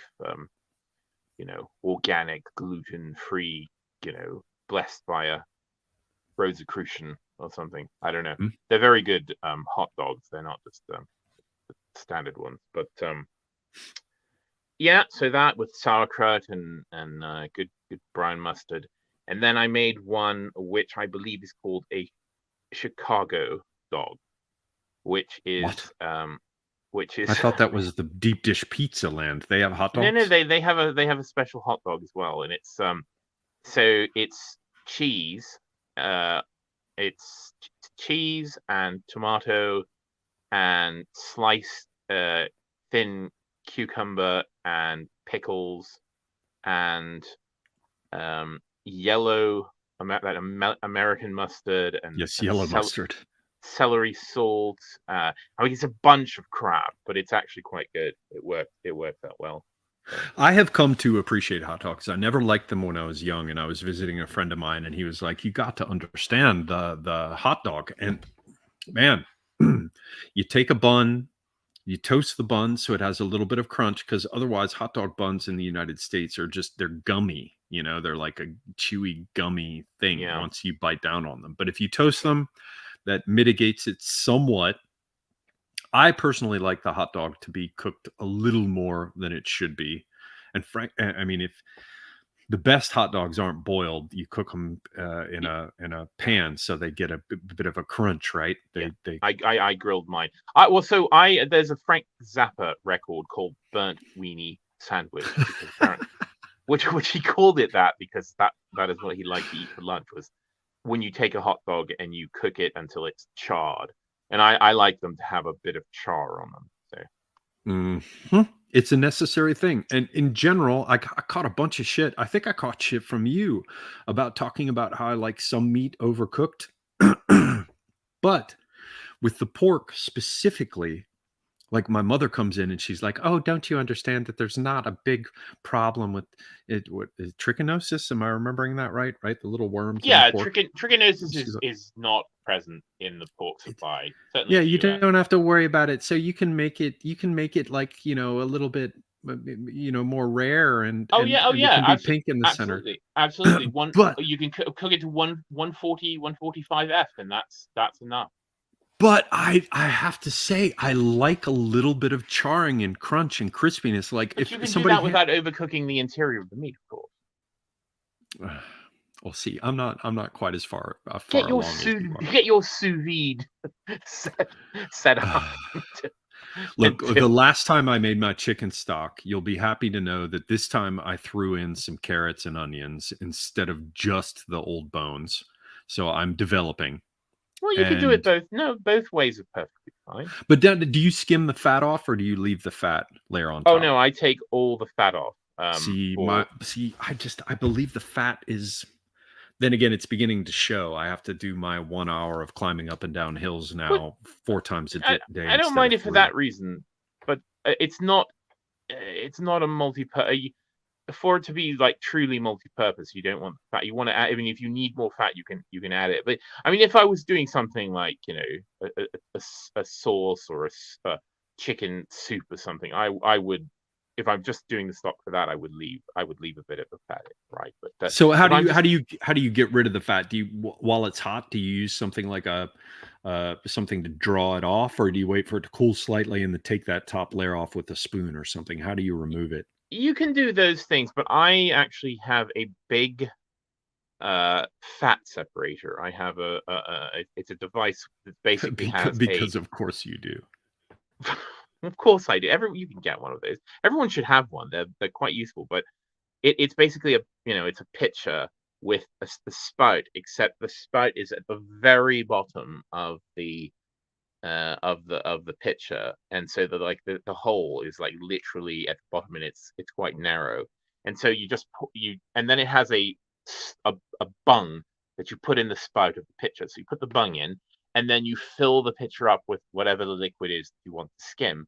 It won't go up into the spout because you've got the bung in there. As soon as you fill it up, then you pull the bung out, and then you just pour it off. And of course, all the fat stays at the top, and you just pour all the fat-free liquid out. You just move it or bung it again by the time the fat lines and you run out. Yeah, exactly. You stop, or you just stop, and you'll lose a little bit, but it's fine, and it's much easier, and it does a much better job. And it's not, and this whole stream is me just having a fight with 99 Iron Duke. It's not anything about gay men. I mean, the best cooks in the world are all men, all of them. So, fuck off. It is true. Okay, so Noah Solomon jumps in and says that the Chicago hot dog is best. It stems from the fact that the cattle industry shipped by rail ending in Chicago. It was the center of American slaughterhouses. No cheese. Yes. Chicago is known also for its pork. My late friend Tim used to always joke about how any a British aristocrat who had fallen on hard times would have to come to the United States and marry the daughter of some slaughterhouse tycoon in fucking Chicago. And I think there is considerable truth to that. Isn't that what happened with Randolph Churchill before didn't he marry an American woman? Did he? Oh boy, I don't remember. What a miserable son Randy. Randy. Randy was Randy. Mess. Oh, he was a mess, total mess. I don't know if he did that. I've always heard Chicago called hog butcher to the world. It's a strange place, and I mean, just imagine the people there. The classic Chicago accent is it's how Thomas 777 speaks. So I don't understand a word of it. Truly, you don't? I have difficulty with it. I mean, to me, it sounds like they all sound a bit like Oh, was she a great big fat person? They all sound like Buffalo Bill from Silence of the Lambs. You know, they all I have have that to say, quality. I had a problem like as a lad when first exposed to like a serious Scottish accent. There was a lot that I couldn't follow, um, and then I don't know. You just attune yourself to it, and somehow you can, once you know that they're going to say together instead of together. Um, it kind of comes through. But the last time I had any of that was with Morgoth. But now I understand everything Morgoth says. But the first time I ever heard him on a millennial with woes, I was like, what? What? Really, Morgoth. Yeah, I could not follow it, and I had to learn to listen to it. But it's still, I don't know what it sounds like to a Brit, but it is the coolest accent from the British Isles. It's No, the no, coolest accent there no, is. Now tell me no. why you would dispute that. It's all right. There's just too many accents. There's so many accents that you never hear. Like And it's not a class thing on your part. It's just there are many different no, it's just options. there's just too many accents, and I'm just used to them all. I mean, the thing is, I'm one of the few. Well, I mean, the British people, but I mean, because of my unique heritage, I have, I would say more than the average knowledge of America as well, and I can tell American regional accents apart, and most British people can't. So, Mhm. Mm. Yeah. um, they would be hard pressed. They can tell a Southern American accent, you know, but that's about it. Right, or Um, New Jersey. Yeah. Maybe. Uh, but there's so I mean, but we've talked about this. I mean, accents can be town specific in the UK, Yes. where Yeah. like you can locate which village someone's from if you're familiar with it. But many of the accents you never hear. I mean, Americans don't know what a Welsh accent sounds like. Americans don't know what a Norfolk accent sounds like. You know, Mm, yeah, in fact, true. most British people don't really know what a Norfolk accent sounds like. So. I remember when I was trying to track down Morgoth's accent. He had never mentioned where he was, which he has since done. So I'm not doxing him, but he was in Northumberland somewhere, and of course you would have known that, but I did not. Um, and so I went looking, and the closest I could find were two places, and I had to look at like old British Pathé stuff and everything because I was like, I'm gonna find the accent. Fuck this, I'm gonna find this accent because it's mystical.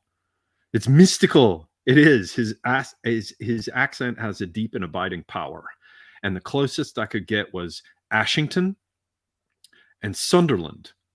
And Mm. they still weren't, like you say, it changes from town to town.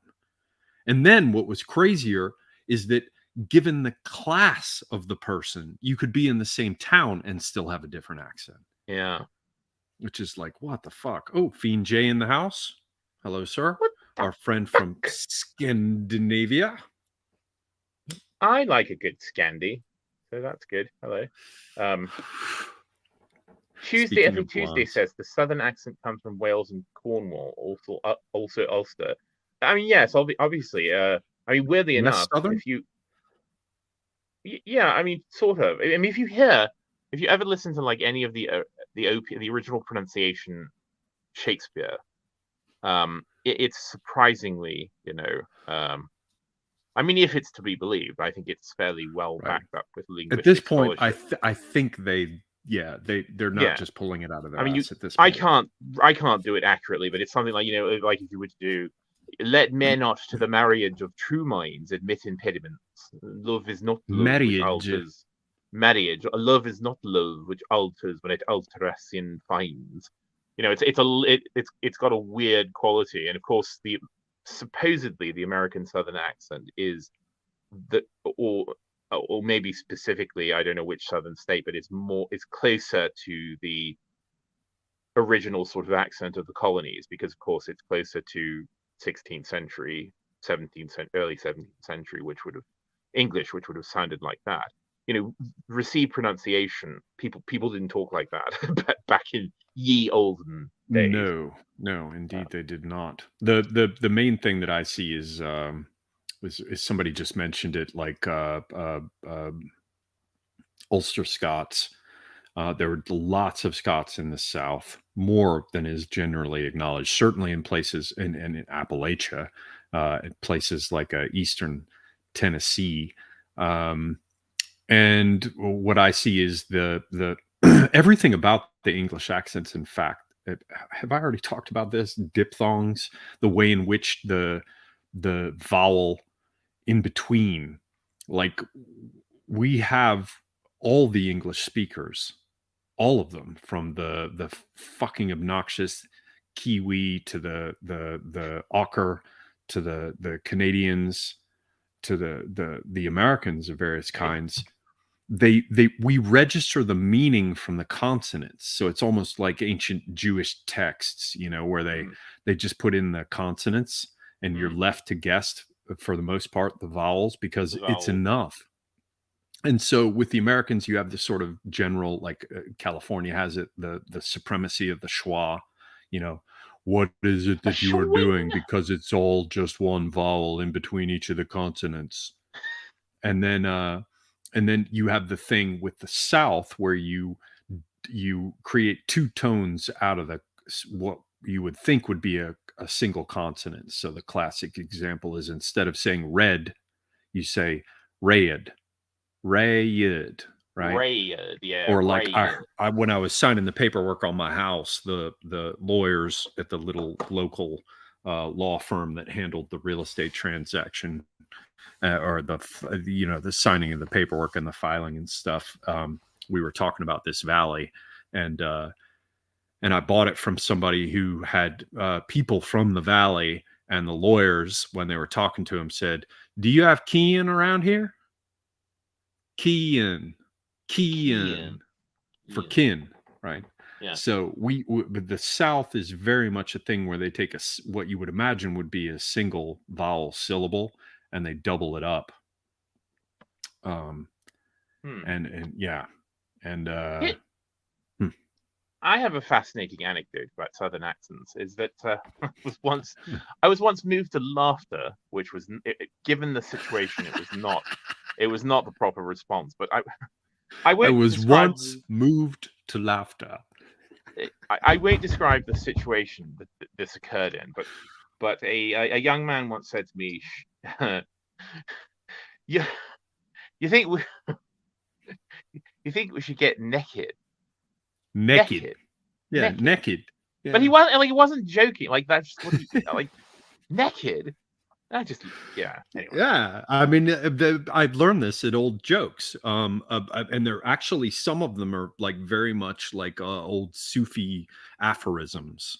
Like, it was a good old friend of mine whose father was old North Carolina blood, and one of his old sayings was, "What's a naked woman do for an encore?"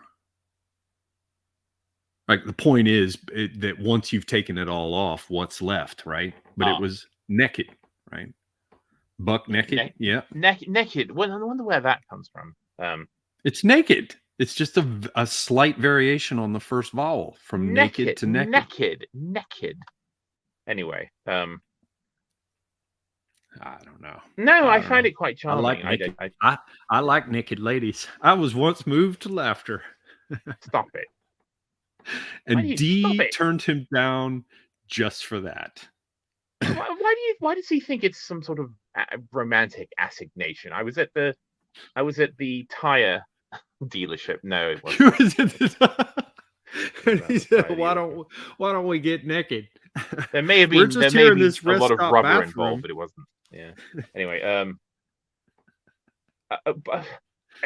I'm still looking for questions, believe it or not. Well, a 1999 Duke is asked several times, who's the most beautiful woman ever? I think is what he said. He asked both of us, so you go.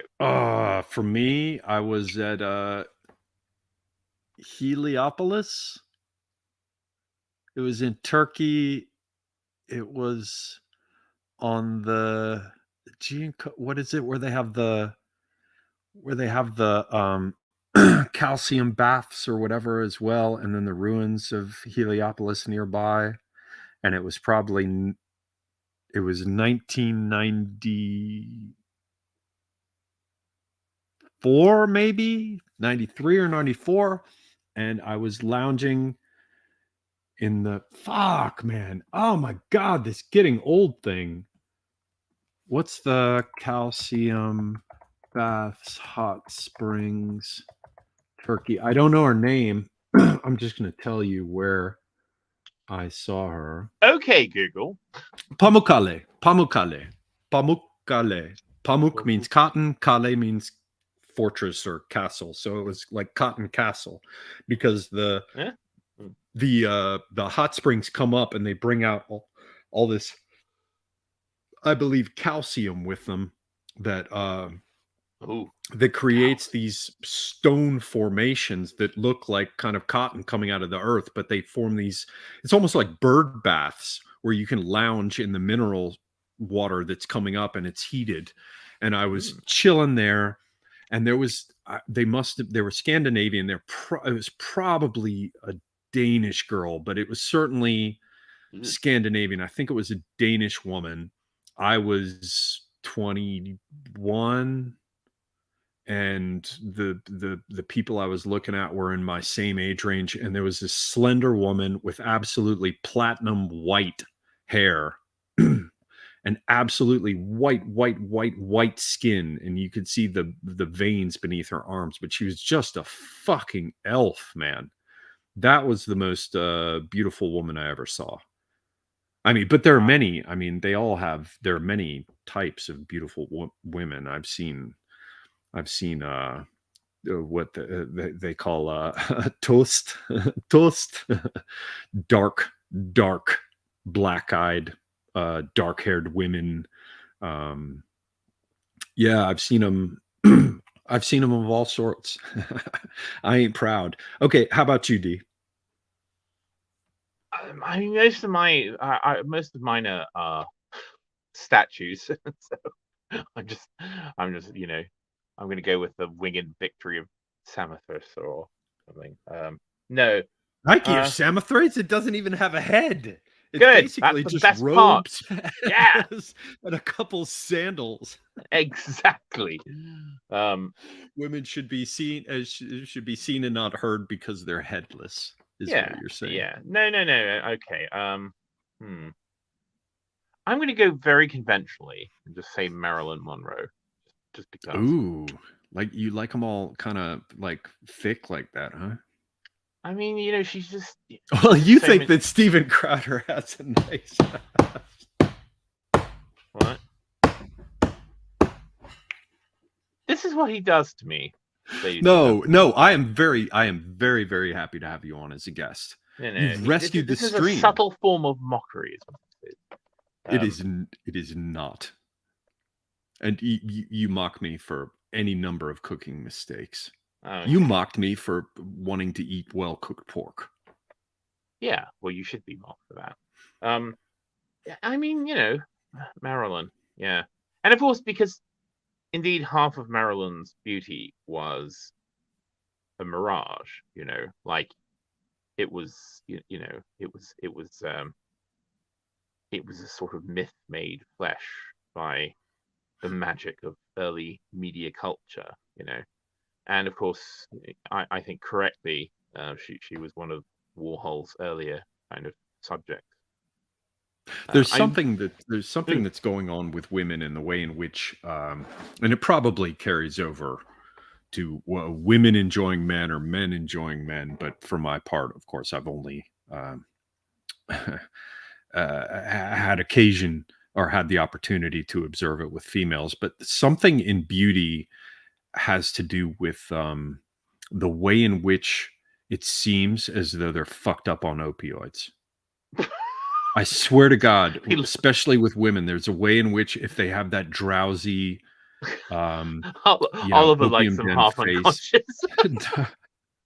No, they should look as though they've been carried away by their own hormones. Uh-huh.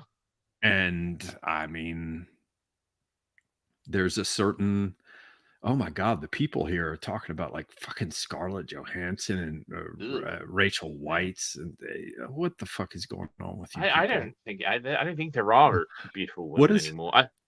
What does this mean? What does thousand cock stare mean? I don't know what that means. I'm not going to explain it to you. I'm not going to explain it to you. Yeah, Semi and Bill Cosby. You see, this is a kind of subtle mockery that D does of me, where he tries to say that I have to approach them when they're unconscious. No, I just want them partially conscious. And to be fair, I like them cross-eyed. Oh no! Oh no! Oh, this is a sore topic. I probably shouldn't mention it, but you're not. Do you know what is it called? There's a name for it. There's a name for this specific thing that women do. It's associated a lot with who is that thought with the pink hair? Belle Delphine, where they like cross their eyes and they poke their tongue out. There's a Japanese word for it, and it's something that's done in hentai and anime. And I'm looking now. Well, no, there is a thing with like a cross-eyed cat, and they like, you know, when they're like drinking water and then they look up at you and they're like, yeah, I'm looking now. I don't like cats either. Yeah, Ooh, yes, there is a pink-haired creature. It's yeah, that's Belle Delphine. Oh, I see. But no, she's crossing her eyes and sticking her tongue out. And I hate to say it, but you know what? That has more to do with Kali. That just means that she's a manifestation of the destroyer, that anyone who gets near her will be absolutely and utterly destroyed. And she will be completely unconscious because she can't even carry that current. A creature like that, no, it will simply bring death and destruction to you. I mean, this is a woman who famously sells her bath water. So, that's where that came from. Yeah, that was her. Oh, I was a virgin regarding that. There are a number of these. There are a number of these creatures who. I mean, and of course, the most pathetic thing is that you get all of these screenshots of people on their streams arguing about who can send her the most money. You know, you'll get some pathetic, it's just disgusting man who says, "I sent her my entire paycheck last month. I didn't pay the rent. I didn't pay any of my bills." You know, I'm the biggest fan of Pokimane or whatever. That one. You know how disgusting it is behind the scenes? I'm sure it goes on with the rent boys and their sugar daddies, but it certainly goes on. It certainly goes on among the straight people too, because I remember there was a dancer that I was friend. I'm sorry. Here we go. A stripper. Yes, a stripper. Yeah, I should just say that. Yes, a stripper. But it's fair because she was also a dancer. She had studied. She was one of the few ones, which is why I became friends with her, because she had studied ballet as a child for a long time, and she actually could dance, which was a kind of an unexpected thing among the so-called dancers. But just to underscore how ugly that whole world is, I remember once she had I was trying to help her get out of that world, and she was trying to find another living. Like, people don't understand how much it fucks you up when that's all you know how to do. And the longer that you do it, the harder it is to make any transition out of it. And it becomes a kind of sucking vortex of degradation. So I was trying to help her get out. Anyway, she came to me one day and was talking to me about like rent and stuff, and how she was trying to like cover her bills and things, and how she had this old customer who had always seemed supportive of her. And so she was having to go out and like, you know, go to dinner with these guys and make like she was, you know, on hard times, and kind of, you know, look sad and leave the little opening for him to offer to be helpful. And she was in the midst of getting out of that realm. And yet, even so, I could see the like cost for anyone who has any kind of self-consciousness at all, of having to like go to that world of, you know, sell your bathwater, work the different people, walk away in a very, very nasty mercenary way with whatever you'd been able to like. It's like stealing gold out of the teeth of dead people. It's like it really is a degradation. Have you any thoughts on this, D? Well, the thing is, of course, we live in such a degraded age that they don't even know. I mean, I should add that both of those women that I mentioned are multi millionaires. I mean, they're pulling in $500,000 a month, from OnlyFans and such. So, and they don't care. No one cares because everyone is just wallowing in degradation. In fact, degradation is the only virtue that seems to be pushed upon modern. It is the currency, Western right? People should when I was a child, I actually heard the stories of Midas, right? He wanted gold, and then everything he touched turned to gold. And then you thought about that as a kid. Can you eat gold? No. What's it like to sleep on gold as opposed to a comforting bed? You reach to drink something and it turns to gold. People don't tell these. That's different. You're like, I'll drink it. But the point being that's not. Oh shit, BDB brought up fucking cocaine. The fucking degradations I have seen over coke. Oh no. Yeah. Everybody has different types of drugs that they were suited to, and other types of drugs that are ones that destroy them more quickly. And yeah, I was protected. As I've often observed, it sounds like a cuteness. It is, yes, it's a joke, but but it's true when I say that I'm already an asshole who talks too much and has too high an opinion of himself. So cocaine didn't do anything to me. It was like something that was just like, and I get a lot of people get things that they think are cocaine or not. No, I actually had cocaine once upon a time as a lad. I don't recommend it for anyone, but it just didn't do anything to me. But oh my God, I watched it. Ugh. The most disgusting thing is to watch men who don't have the kind of access that they want to women, and then they discover what they can do to manipulate them using cocaine, and to see the interaction of the man who has it and the woman who wants it as a slight outsider. Like, you're sitting at the oh my God, I can't remember anything. What's the name of the horrible, horrible, horrible strip club in Atlanta that's fucking... It's in the bottom of the hotel. I don't know. The Claremont Lounge. In the Claremont Lounge, where like fucking Blondie, this old sagging black stripper, would take like Pabst Blue Ribbon cans and put them between her two flapjack breasts and like push the breasts together and crush the can. And I'd watch people pick up the women in the Claremont Lounge, and then they'd start that thing where they were negotiating with each other. And yeah, it just puts me in mind of that line from Tombstone, where Val Kilmer is playing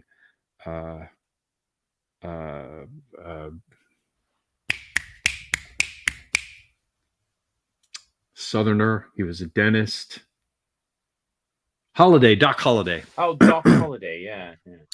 And there's a scene where they're trying to like make him go to bed, and he says, "I have not yet begun to defile myself." When you watch the people doing that, you're like, wow, they have not even begun to defile themselves. Anyway, on that happy note, yes, D, your thoughts? Well, I have my own history with drugs, and I mean, people know that I despise, almost above all else, marijuana, because I just hate everything about it. I hate the drug. I hate the people who take it. I hate the sloppy ass ethos of it. I hate the aesthetics of it. I hate the subculture around it. I just hate it. Everything about it. I think it should be a capital offense. Stealing it, using it, smiling at it, whatever. Other drugs, of course, I'm not terribly keen on anymore, because I of course know what they do. I mean, there are certain people who can use them. I mean, but I'm very much an elitist about this. They should not be left in the hands of the general populace. The other good thing about hard drugs is that they tend to be self-limiting. So right. they'll You end really you. you can't smoke you can smoke marijuana your whole life and just become a completely worthless potato. But if you have a heroin addiction, Yeah, you'll either overcome or die. yeah, you have to, you will die if you don't stop, because of course there's again, you're chasing the dragon, the tolerance raises, and you need more and more and more to get the physiological effects, until you reach the point where the amount needed to make you high will kill you, and so you die. The problem, of course, though, is that in the process of these people killing themselves, they are, dangerous detritus to the rest of functional society. I just saw a thing on Twitter yesterday. Apparently, someone, I don't know if it's a real thing or if it was done as some kind of like protest or like performance art or whatever. But somebody made like a they made like a business which was just openly selling, like they had a price chart for like cocaine and heroin and all, and, MDMA and all these things, and it was all over Twitter yesterday. And of course, the entire thread was full of fucking libertarians saying things like, yay, legalize it and tax it. I fucking hate libertarians, and I don't like. I am growing to hate them too. I must admit, I really am. I'm embarrassed the degree to which, and I still have some of those characteristics, like mind your own business and expect the same. You can't extricate it from me, but still, I really, libertarians, you're just like, oh God, it's like a fart noise. Whenever a libertarian appears, there should be a dubbed in, like, Yeah. I'm just like, oh my God, man. Yeah, I It's don't. true, man. So, but again, I think that there are a certain small percentage of people who, obviously drugs become something for them, but it's not something to be promoted, and most people Right. shouldn't be It's like doing it. Sherlock Holmes type characters, right? Most people can't handle it. Yeah. And even then, to add, even for those few who can manage it, there is a fucking price. There is a price. Oh, For all of there's of them, there's course a a price. price. There's of course a price. I mean, look, for instance, David Bowie, who used cocaine for most of his career, um, and never really totally gave it up. But yet, it certainly on several occasions almost killed him. He pulled back literally from the brink. Yeah, and you can Um, die just from fucking bad luck, yep, with that. yep. No, it's just, it's bad news, and I don't like being around people who are on drugs unless we're all drinking. That's okay. I mean, people making comparisons with alcohol. Alcohol has been with us since almost the dawn of civilization.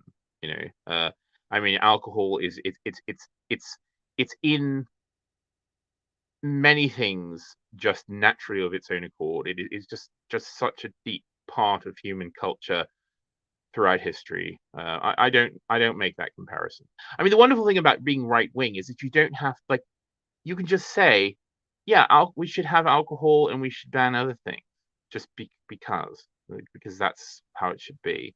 And I happen to agree, it, specifically with what it seems, if I'm understanding you correctly, is your basic idea. You can get up to whatever you want to, as long as, excuse me, you can manage it and keep it so that no one knows. And Well, it's the I same way think about that homosexuality, as far as I'm concerned. yeah, you should. The people who have always done what they wish to or must do will continue doing it, or should be permitted to continue doing it in the only appropriate way, which is to fucking get away with it. It makes you stronger and more able to operate when you know that you can't fuck up, right? You have to do it on the sly. And I think that is a way that that's the only way. That's the only way. Yeah, and again, this is elite. I mean, listen, Ron Nielsen, lol, he sees himself as right. Listen, son, I am so right wing that if I told you how right wing I am, I'd have to eliminate you. Yeah, it's fine. You know, it's fine to have irrational, ideas about these sorts of things. Might And not. vices. It's fine to have vices, but if you It's fine to have control, vices. Yeah. well, well, let's go further. It's not possible for anyone to remove all of them. We are what we are. No, Pardon? you're right. And I said this on UO the other day, that societies that try to eliminate sin or vice by force fall apart. They're too brittle. It doesn't work. You can't do it. The world is never free from sin. Only heaven is free from sin. So That part, and I am not a Christian, but it's just fucking true. It's just absolutely incontestably true. And people who imagine that they can make it anything other than what it is, the hubris is so appalling and laughable. It's a great tragedy. It's almost pathetic. and of course usually, but in the process of trying to eliminate vice and sin or evil from that in that way from the world, you cause immense harm to people. I mean, again, the lesson of Koof, over the past 2 years. I mean, in the service of eliminating a not terribly grave Ostensibly, general threat, that think of the harm that was caused with people. I mean, again, people who think that fossil fuels are some great world-ending cataclysm. Look at the misery that they're going to inflict upon the world. Just for what? For what gain? So, but it's a tale as old as time. So. yes, the attempts of mankind to assert themselves beyond their rightful bounds, which you can look to scripture to figure out what those boundaries are, or just look around you at history. Look around you and at history, and they will become apparent as well for those who have eyes to see. And where there are men, there is always war. You can't get rid of war. Yep. It doesn't matter how many John Lennons and Yokos. There will be infidelity. There will be greed and grasping bullshit and fucking sexual perversion, right? And I'm broad-minded about sexual practices, but they're fucking perversions. They are rightly called that, and they will always be there. And there's nothing we can do to remove it. No, but a society should orient itself against many of these things. Yes. I hasten to add, yes, absolutely. When I say that there is nothing that you can do to remove it, right, that's where you end up in the realm of Ragnarok, right? It's not you will never win the battle, ever. Like the heroes at Ragnarok, they're doomed to fail. However, they must fight. But it's not fighting based on the expectation that you will ever win or could. It's that you must. Anyway, yeah, indeed. I don't want to get all Varg on everybody, but and of course you can't promote again. Oh yeah, absolutely not. You can't promote it. Yeah, it's fucking, man, it's just, that's why I got into my thing. I AA has already been through this, and I saw it from afar. But in the last day, I've had to learn what's going on with all the fucking quote unquote anime shit. Oh, and it's just appalling. Oh, it's disgusting. really. Well, you see. I mean, I hate to say it, but you can see what it has done to young people. No, I can, because they answer. I see the answers. The people who get upset about my little post, and they come in and they have what they believe are their retorts. And, there's a certain, it's probably 80-20. Most of the people who saw it probably don't answer because they don't care and they're not that broken, right? And then out of the ones who answer, probably 50% are just like, oh, well, maybe look at this and you would imagine that you like it, right? or if you watch these, you might change your opinion, right? Like the person just trying to say, oh, I'll argue it out, right? But then you got this weird group that comes in and is offended by it, and yeah, is broken. It's really they're broken. I mean, dated a woman for a short time. I'd gone away to Turkey and I came back, and I met her. I was hanging out at dance clubs for a short time. I was like, "Can I go back to dance clubs? Am I too old to go to a dance club? Let's try going to a dance club." Oh, they're playing goth music. There's Sisters of Mercy, and okay, I'll get out there and I'll dance to this Corrosion or whatever, right? And there was a girl who was there and who was into that, and she had a couple kids, had divorced from her husband, but raised the kids successfully, held down a job with a huge corporation. But all she wanted to do whenever I came over to her house is she'd smoke her little vape pen or whatever. And then we would sit on her bed, which had a black bedspread on it, which is kind of frightening in and of itself. yeah, But black sheets. it had been washed like don't even get me started on synthetic sheets, but it had been washed like Ugh. a million times. So it was all like getting to the point where it was threadbare, so that you knew that it really was her security blanket, or like Linus and Peanuts, Mhm. like this dirty old blanket that she had to have her blankie in order to feel safe.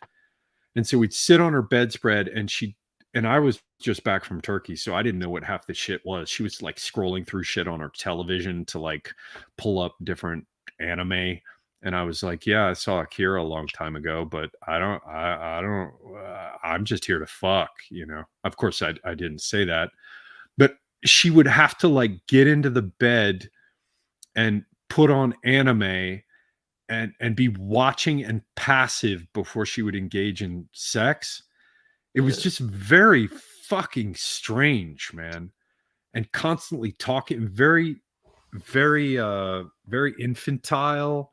And she encouraged the same kind of self-indulgent sort of, I don't know, participation trophy narcissism kind of thing. She encouraged that in her children. It was just very off-putting, and that was my first like coming back and experiencing the new anime thing. Like, oh, I just saw this new anime series, we should watch it together. I'm like, oh yeah, we should. Yeah, that'd be great. Yeah. Ugh. I don't like it. I don't like any of it. There is no good anime. There's people in chat talking about good. There is no good anime. It's for children, and most of it isn't for children. I mean, the thing is, of course, it should be for children, but most of it isn't suitable for children. And it's also Japanese, and I'll tell you, I may be in the minority, but I don't like the infiltration of a foreign cultural product that appropriates badly.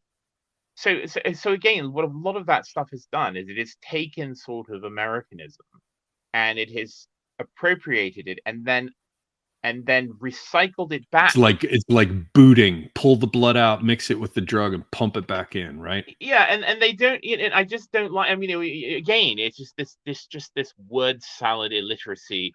It's like reading the English version of instructions on some shit Chinese product. It's just like, fuck off. Oh no, you're right about that. There's this weird gap that happens. Some of it is subtitles, I'm sure. The skill or lack of it on the part of the person producing the subtitles and translation, as I'm sure you're aware. But there is a deeper dimension of it, again, as I am sure you're aware, which I've seen and remarked upon in the past, perhaps even with you, with Chinese films. I'll look at them and I don't understand the characters' motivations. I know the subtitles are reasonably well executed, right? And yet there are areas where you feel like something is supposed to connect, and instead it goes off at some crazy angle because it's another people in another culture, and what they see as being fitting and warranting a response and having triggered this reaction over here, it's totally alien.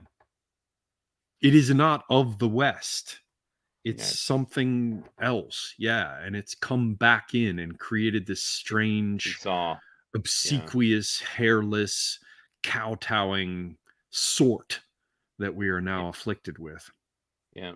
I have no problem. I mean, again, I would rather people learn the basics of their own culture first and then branch out from that. The problem is we're not even teaching the detritus that's left of our own culture.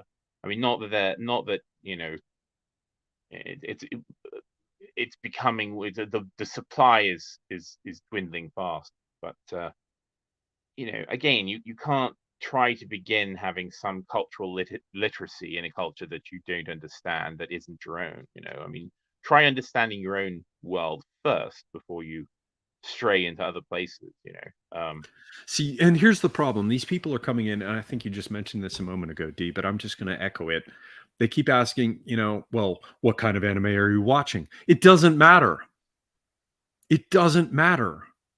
It's poisonous and alien. Yes, it can be well executed. I mean, in a facile kind of like, oh, look how good this illustrator is kind of way, right?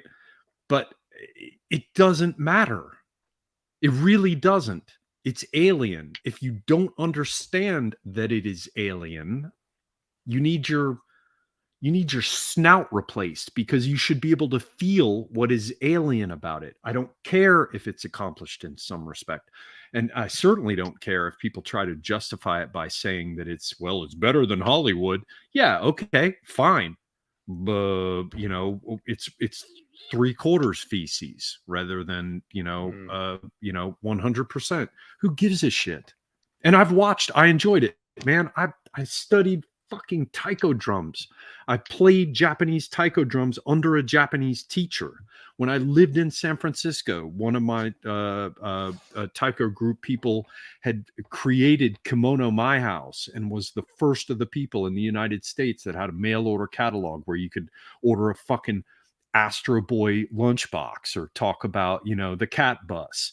I don't give a shit. I know about all that. And still, it's alien and it's wrong. It's not ours. It's like drinking soy, literally like drinking soy instead of milk. And I remember when I first had Vita Soy in California, Ew. and that shit was carried over from the East.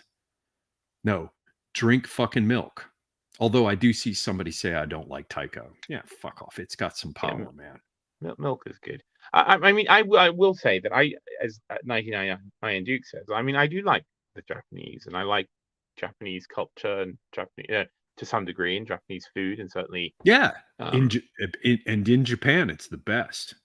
Yeah, it's wonderful, and of course, I mean, there is an intermingling of cultural elements that's gone on for years. I mean, certain Japanese graphic aesthetics, greatly influenced Western art. Yeah, you like all kinds of posts that I make from the 19th century Japanese stuff. I love all kinds of. I mean, I'm not saying that you have to say, "Oh, I'm only going to look at American things. I'm only going to look at British things." I'm not saying that, but again, this is an issue of scale. It's just like for the majority of your just like the vice for the few. Yep. Yeah, especially for younger people, it's just not healthy. It's not culturally healthy. It's not civilizationally healthy.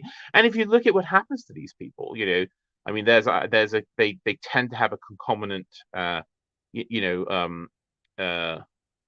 concomitant weakness for pornography, and half of them are, trans or non-binary, or fat. So, it just seems to be a kind of lubricant for all sorts of other vices and disabilities. Yeah. And I can't remember which original Robert E. Howard Conan story it was. Maybe it was the Hour of the Dragon. Conan ends up in a dungeon somewhere, and he has to get out, and he manages to escape quite unexpectedly. And he has to wander for a time in the dungeons before he gets out. And as he's doing so, he comes upon a sorcerer who has been trapped in this particular cell. And he's got an actual plant, this giant plant that has wrapped itself around his face with its petals. And and all it does is drug him, and has for, however many years the guy has been like trapped in the dungeon. And it's certainly, it's a sort of archetypal thing about drugs in general, but in this case I think it was the sorcerer Peleus.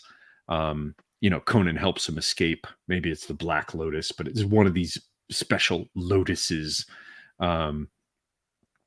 That seems to me to have quite a bit to do with all this business of anime. It's like being wrapped up in this drug that just bends you in all these other ways. If you take it here and there, it's a spice. It's like the old thing that they recognized certainly in ancient Greece with the term pharmakon, as Derrida so famously discussed. Right? It's a drug. The word means drug, medicine, and poison, because it's all those things. There are all kinds of things that you would add to a dish, as you well know, that in the small amounts are perfect, but in larger amounts just absolutely destroy it, Indeed. Yeah. And someone in the chat mentions, strangely enough, the Lotus Eaters. But that's very different. That's the island of the Lotus Eaters, isn't it? That's a isn't that 19th or 18th century British poem? No, where's that from? Well, yeah. No, it's Tennyson. Tennyson. Okay, so 19th century. To hear each other's whispered speech, eating the lotus day by day, to watch the crisping ripples on the beach and tender curving lines of creamy spray, to lend our hearts and spirits wholly to the influence of mild-minded melancholy. Yeah, a wonderful poem, 19th century poem. Although I don't know, I believe it's based upon an older mythos, but it's basically an island full of people. Yeah, it's got to be something from the Odyssey, right? Yeah, well, yes, it is. It's certainly from the Odyssey, isn't it? Just a second. Yep. Lotus eaters are mysterious people who live on a small island. They regularly consume lotus plants that cause them to live in a perpetual state of bliss. So yeah, there it is. Yeah, and they just lie around and do nothing, for their whole life. So there you go. All right. Well, this is what I'm going to do, D. I'm not going to drink anymore, because tomorrow, you're going to be doing a Friday night cocktail hour. Yes. Tomorrow.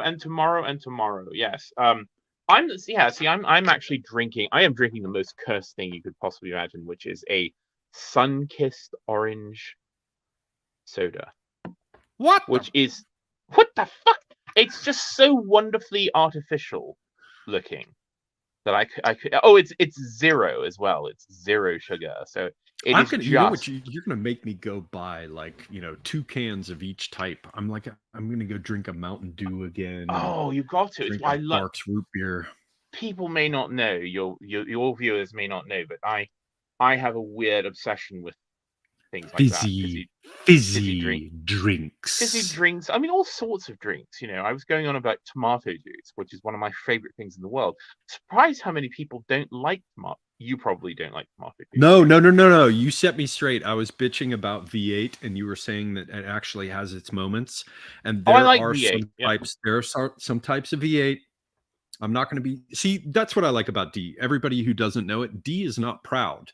He has tasted very, very good things, and aesthetically approached things in such a fashion that you get to taste the best or the rarest of this or that. But also he's not at all proud, and it's a thing that I only picked it up to come back to the previous discussion when my friend made me eat hot dogs some years back, and I decided I liked them. I piled tons of relish on it, tons of ketchup and mustard, toast the bun first, and I can eat 5 of them. They're fucking awesome. I just like everything. I love I love sensation and pleasure and bounty of the world. The stimulation that is life. The stimulation of life. Indeed, and I'm not a snob either. I mean, certainly Fanta orange is good as well, but Fanta. Yeah. Well, Bloody, Fanta's Bloody Mary. okay. So what I'm going to do, I'm going to I disappear for a posted a moment to picture get of my. a Bloody Mary on Twitter earlier. I did, and I put In the the grass. Garden of Earthly Delights Oh, because that's that's right. what it brought to That mind. was very astute. Yes. It was the same, even the same fucking color palette. But because I'm not drinking, I have to have my same.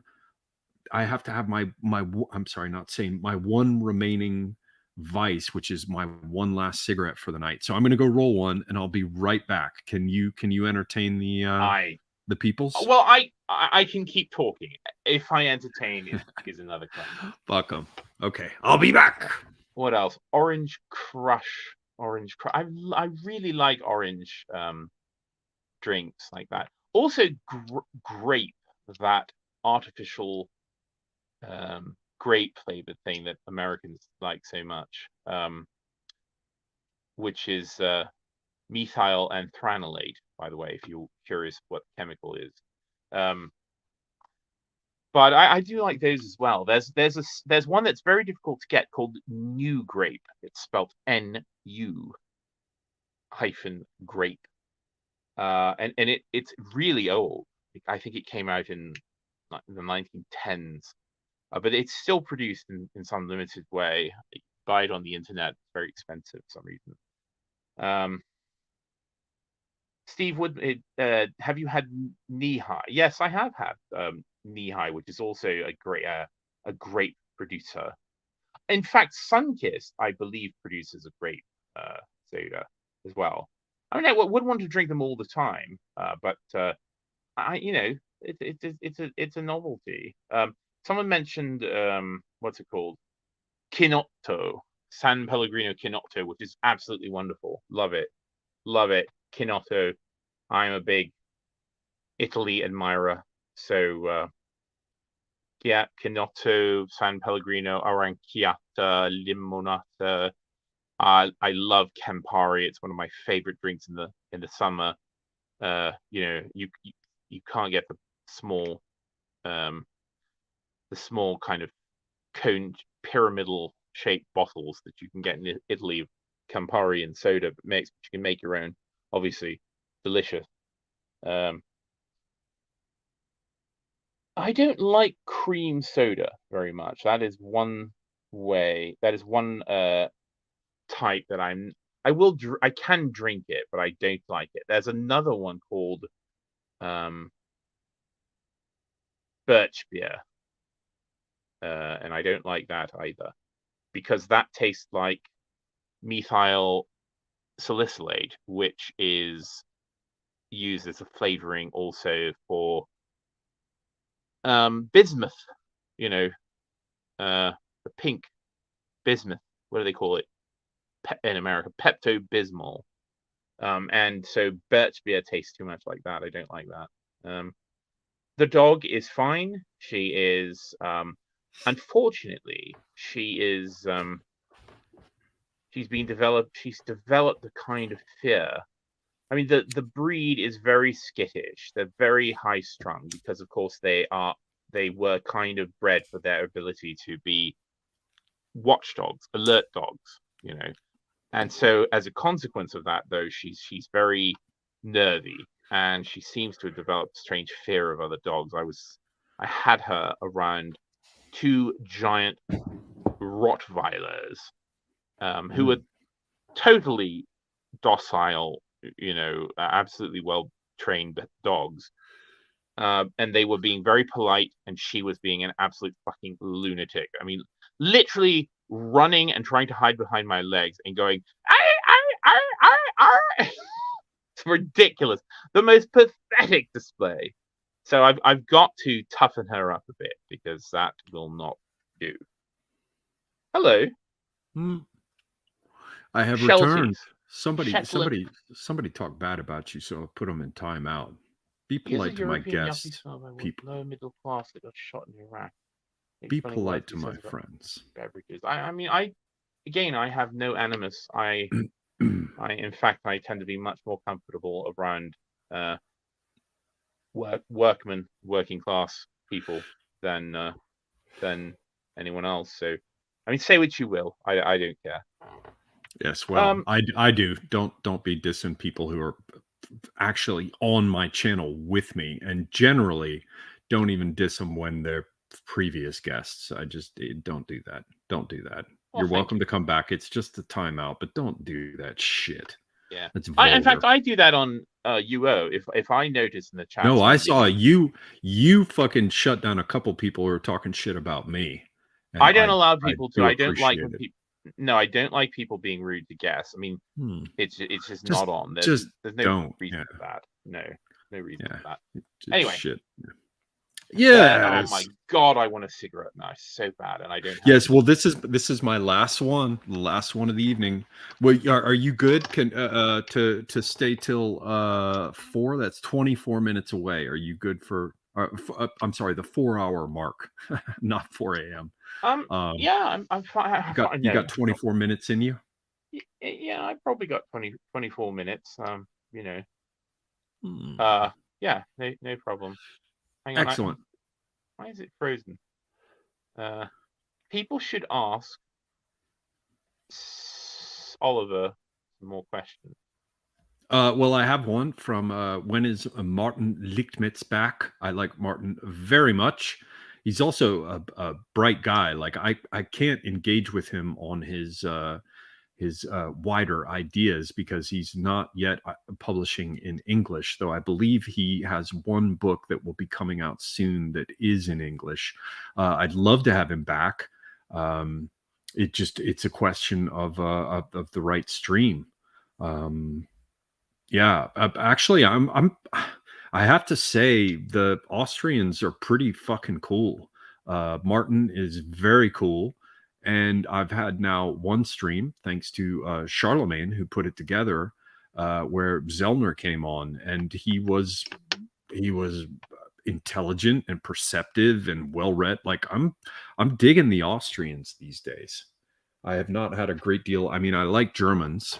I'm just going to say it. I have a fair amount of German blood. But the Austrians are acquitting themselves well, man. I dig them. What do you make of Austrians? It do be like that. It do be like that. Yeah. Austrians are okay. I mean, the modern Austrian state, like the modern German state, is in serious trouble. Well, did you see that Martin Zellner he was acquitted? Yeah, I saw I saw today. I couldn't confirm it, but it looked like there was a sort of celebratory, post going out. The judge said just the judge. Yeah, and on the face of it, I mean, from what I saw of it, it was absolutely ridiculous. Absolutely, yeah. Ridiculous. But of course, I mean, we shouldn't be surprised. It just keeps getting worse. I was bitching about the new hate speech legislation that they're trying to push through in places like, have pushed through in Canada, or trying to in Ireland and Brazil and other places.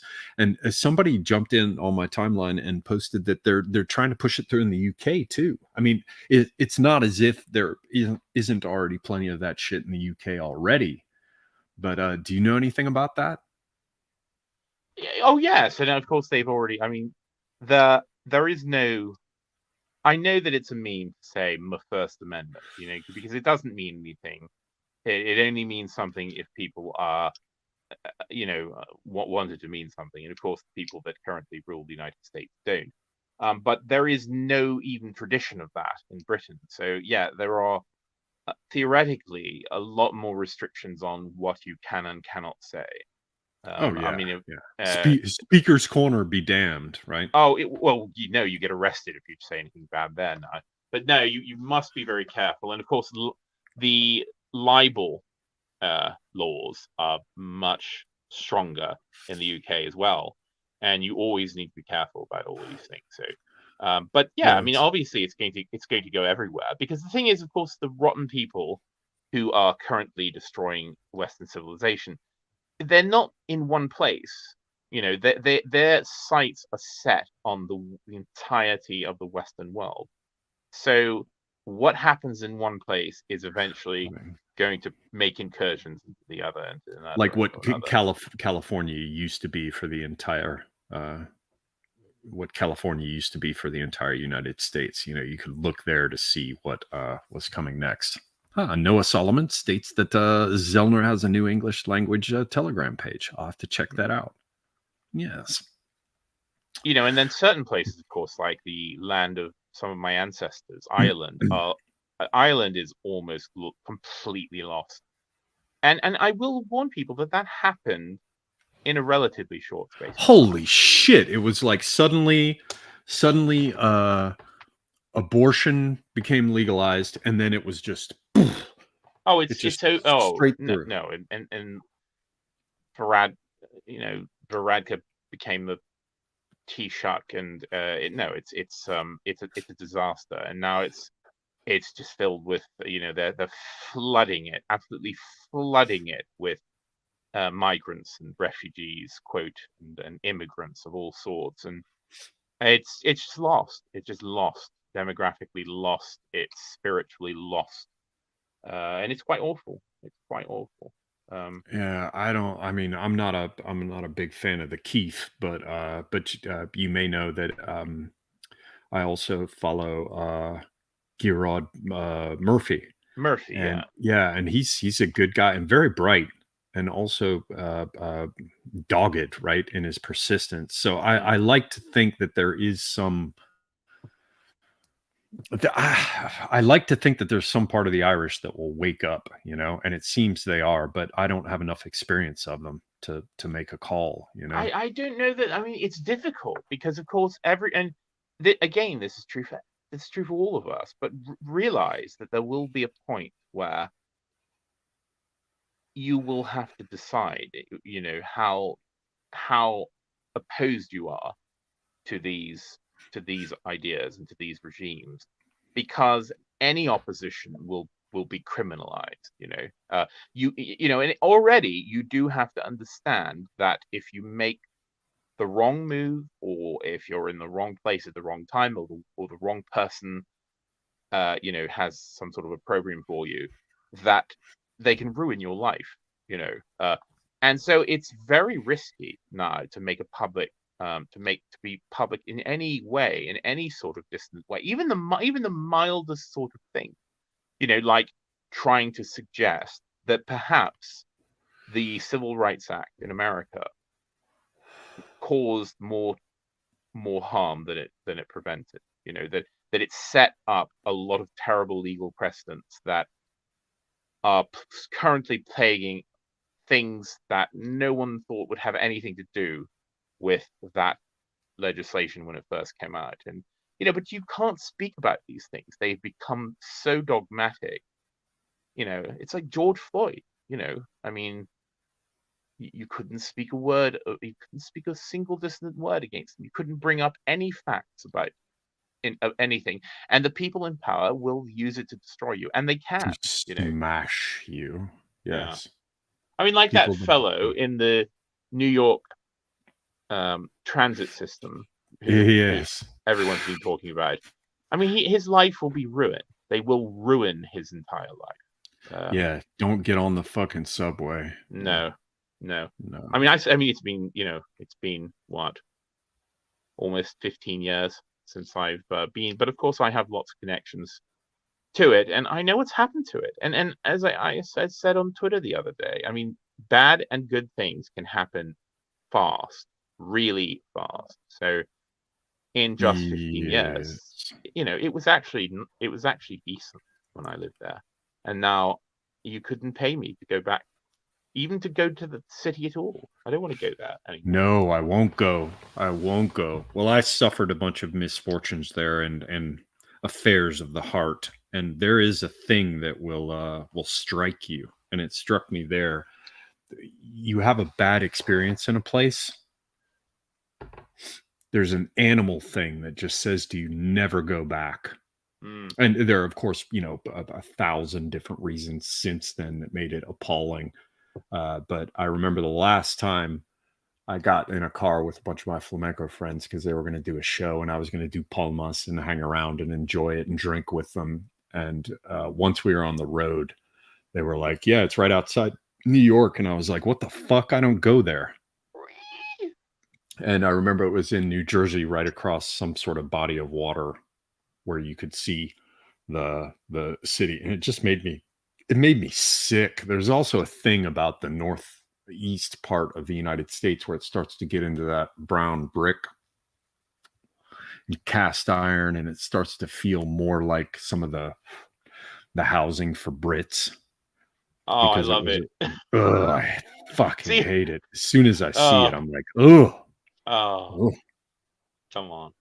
No. I was in France, and I was looking. Oh, wait, I fort. know what you mean. I thought you were talking about like because the native sandstone that was used to build all the brownstones in New York. I thought you were talking about the nice aesthetic things, but you're talking about I'm talking about like a housing estate. Oh, yes, okay. yes, and the cast iron of the future, right? The cast iron of the future that's now like 100 years old and all fucking, dog-eared and shit. Like, see, I like because of course I associate cast iron in New York with like loft buildings with sort of decorative, with columns and right. I'm thinking of Corinthian like motifs. flaking paint and No, the L in you're Chicago thinking of, and shit like yeah, that. the shape. Yeah. I just ugh. Oh. I liked like when I was in New York in the early 90s, and like you could go to a bookstore, some weird hole in the wall bookstore, and it was fucking great, or even just picking your way through shit on the shelves at the Strand, right? Yeah, I can't remember, the bookmarks used to say shit like a mile of books or something, Yeah, 5 miles of books. I used to go to the Strand all the time. The time. But that was in the age of bookstores. They're gone. Like, there aren't even really bookstores anymore. No, well, there isn't anything. I mean, all the places that I remember liking. So I used to go. I mean, again, being an artist type person who makes things as well, tinkers with things. There were you go to Canal Street, and there were wonderful places. There was a place that I remember called Industrial Plastics, and it was this gray, filthy, dust-ridden interior, with just like it smelled of like plasticizer and polystyrene melting, and just bins and bins full of like weird cast acrylic stars and styrofoam balls and all of this just wonderful crap, styrofoam balls with pins in them. Yeah. Just anything you could imagine, plastic fruit. I mean, any weird thing you could want was in these places, and all like independent hardware tool shops, art supply shops.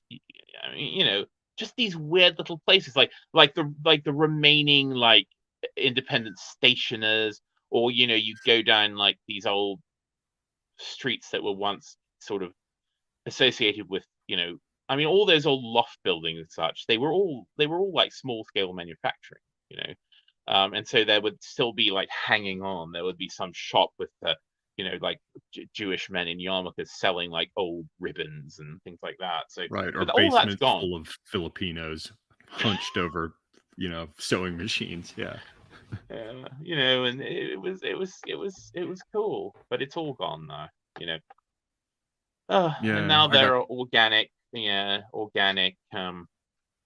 kombucha shops and what do they do? Yeah, kombucha presses and fucking Wheat freaks, man. There was some Celt. God, she always got so angry, and you had to like fuck her to make her not be angry. Ugh. But there was this Celtic girl who very, very Irish, and she did not appreciate any of my many Irish jokes, but she was much older than me. I think I was like fucking 20 and she was 32 or something. But she showed me around New York one time. She said, "Come up, stay with me." And so I was like, "Well, where are we going to stay?" And she's like, "I'll find a place." She was friends with the editor of the Economist, and or one of an editor for the Economist, who had a penthouse apartment in New York, and of course. And so I got to stay in that apartment, and she's the one who took me to St. John's for midnight mass and everything. And, you know, I wandered around, and there were cool things about New York at that time, but it's just, or like, you know, going to the Met and seeing the Hall of Knights, you know, and I got to see, as I told you, the reserve collection for the Arms and Armor exhibit with Laraca, the assistant curator of Arms and Armor. And I got to see shit that, you know, that they pulled out of drawers that, you know, you didn't get, that wasn't on display. New York, I mean, it's one of the capitals of the world, and was a mighty place, but yeah, it's fuck, man. Bad news. It all went downhill when they let the Irish come in.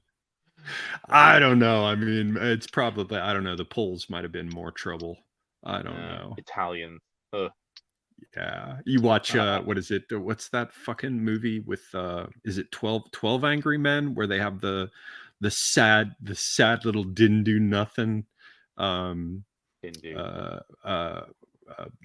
Italian kid who got in trouble for something, and everybody has to, like, the jury has to argue in the, you know, in closed session over whether or not to convict him of something. It was, you watch these movies and you find out, fuck, it all started so early. It was all going downhill so early. It did. It was all subversion. Well, someone earlier said, you know, well, what about Hollywood? You know, with enacting anime, and what about Hollywood? Well, the thing is, of course, you need to remember that Hollywood was also a foreign. was also a yes, foreign there were some aesthetic. foreign things going on there. Yes, yeah. Particularly with the fucking scores of the movies, I didn't realize how thoroughly our emotional tone had been set by the dominance fairly early on of the people doing the scores for the films. You know. Well, not just the scores, doing everything for the film. Let's just say they were from a different culture. Yes. Yeah. So yeah, I mean, again, you would be shocked up if you really look into it, how much all of that was directed. And basically the entire American entertainment industry, starting in New York, was just an offshoot of Yiddish theater. And I would say about at least 50% of people involved in it were of that similar extraction. So, yes, I mean, I am basically 3/4 Irish. I am Duke, so I've got many threads tied to the old sod, so to speak. And I'm not talking about my mother. Oh, my mama. Blazing that's the med part of me. I love my mama. Oh, see, no. When you're a med, you can love your mother. When you're a med all the way. Yeah. No, I'm split down the middle. It's like the Fall of the House of Usher, where the big crack appears through the middle of the building, you know? Yeah. Half of me is Northwest European and half of me is fucking med, man. And those two sides fight. I thought you were a Turk. I'm not a Turk, god damn it. A Turk roach is my Serbian. Oh my god. Oh my god. Don't you be dissing my Turkish friends. They cook good food, man. And they showed me fine hospitality. You goddamn Irish. You fucking Hey! Fucking No, Irish. I don't want to hear a word. I don't want to hear. No, I'm not going to do it. Not a word of it from you. The Irish accent. Oh. Yes. Now, Joel, let's talk about the third position. The third position. One has to assume the third position. No Irish need apply. Yorkshire. I mean, I will say the most intolerable people in the British Isles are Scousers. Fuck. That's what Irish in Liverpool. Is that what that is? Yeah. Oh, but that Paddy, that was that Paddy whatever guy that from the UFC that I asked you about. I was like, that looks like a German. That looks like an aristocratic face, and you're like, nope. You're like, nope. Manx. That's not a aristocratic face. That is the worst accent in the UK, by the way. Scouser. Horrible. Yeah. Essex. Well, the Essex people are all the old Cockneys. They're the remnants of the Cockneys. Things about which I know so little. All right, D, Did you we post have a photograph of sorry, one more thing. Did you post a photograph? I don't remember if it was you or that fellow called Troy. What's his name? Anyway, of no, it wasn't you. It was a bunch of what were they? They were farriers. They were shoeing a cow. They were wait, what? were They put cows. They put shoes on cows as they well put as shoes on horses? cows for some reason. They were shoeing a cow. It was a photograph from, I believe, the late 19th century. I can't remember, but it wasn't you. It was that fellow. Oh, Anyway, you know, yeah, the he's one got the who word. only posts black and white. Yeah. Yeah, he's got the word Troy in his name, but I can't remember. Anyway, but so the only reason I'm bringing this up. The dude who's the one in the statue with the serpents wrapping around him. Laocoon. Yeah. Wrestling the snake. Yes. Yeah, Laocoon of Troy. And he's a mutual, so we're not dissing him. He posts good stuff. No, he's a mutual of mine as well. No. I'm just saying he posted this picture, but someone said squatting, and it made me think that he didn't know the context of he didn't know exactly where the photograph was from, and it turned out these were like Slavs. I can't remember exactly where they were from, but like literally one of the boys, like one of the apprentices or whatever he was doing the Gopnik Slavic squat. You know that yeah, meme? like squatting Slavs. Yeah. Yeah, where they wear the Turks do it too. It's where people it's how people sit when they can't put their ass on the ground because there's too much dookie. Yeah. Exactly. Yeah, the wear the tracksuit. This lad was doing it like 120 years ago. So weird. Okay. All right, so we're coming up on the 4-hour mark, and I'll just close it here. Not because I do not enjoy speaking with you, but because I want to save my energy to do it tomorrow, when I will place myself in your hands, since it will be your stream, and you will be in charge. Is there? Mais oui, monsieur. Do you have anything cool coming up on AA's channel? Is this Kubrick stream going to happen eventually? Do you have anything to shill or? I mean, AA is at a crisis point. I don't know what to do. I've tried to help him, but he is just sunk to this ebb of complete just inability to act. This since he finished his book, he's just been. I mean, he's talked about it. He's just been in the slump. So it's very difficult for me to. He's like, no, I'm not going to do the voice, but I have no planning horizon past like a week. So right. I don't know when those streams are going to happen. I mean, we're meant to do a Francis Bacon stream.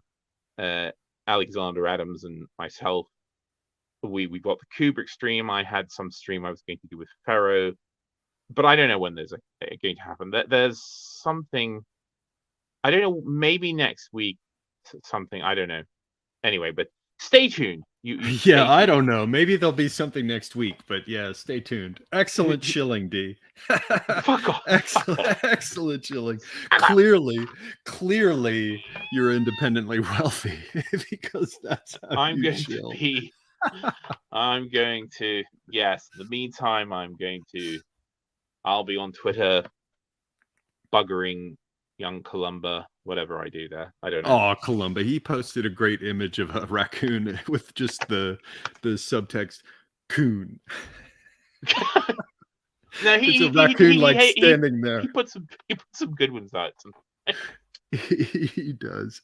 Low energy, AA. Yes, very low energy. What do you have coming up, Oliver? I have only one. I have to plan something. Well, we should do. I'm going to put together this scent stream with you if you're still up for it. I'm fucked because I have to review my materials. But I would like to talk about scents. Perhaps we could do something where it's partially about perfumes and partially about the background for it with chemical communication. Oh yeah. Yeah. I mean, I know less about. I know a bit about the biology, but yeah, but you will we've read certainly. the same book. Like I think Yeah. it's Michael Stoddart and a couple others that we. Yeah, the Scented Ape is one that I read that you read, but I haven't looked at it in a while. But we should do that on chemical communication scent, and then maybe open it up with an introduction of the background for it, and then go into the scents where I imagine you can just sort of hold forth without having to prepare. Yeah, I can talk. In fact, strangely enough, I have on my desk right here some smelling strips. So a smelling strip, I don't know if people know, it's basically a thin piece of blotting paper that's used in the flavor and fragrance industry to test scent. You wet it with a bit of material, and you can either, you can get the bouquet of it. But I have some right here with things on them that I was casually smelling whilst we were talking. I was just casually sniffing them, casually put my snout in it. Yes, casually sniffing something. Oh yeah, what queer to receive? Called? I'm sorry. What? Oh, queer. Yeah, not queer. Queer. Wow. Very Cameron. Queer. He looks like a queer and sounds like queer. No. And also, I have one with I have to put together. Let me go see what the details are. I have to remember what it's about. Don't be mad at me, but it looks like I'm going to do a stream with Panama Hat as well.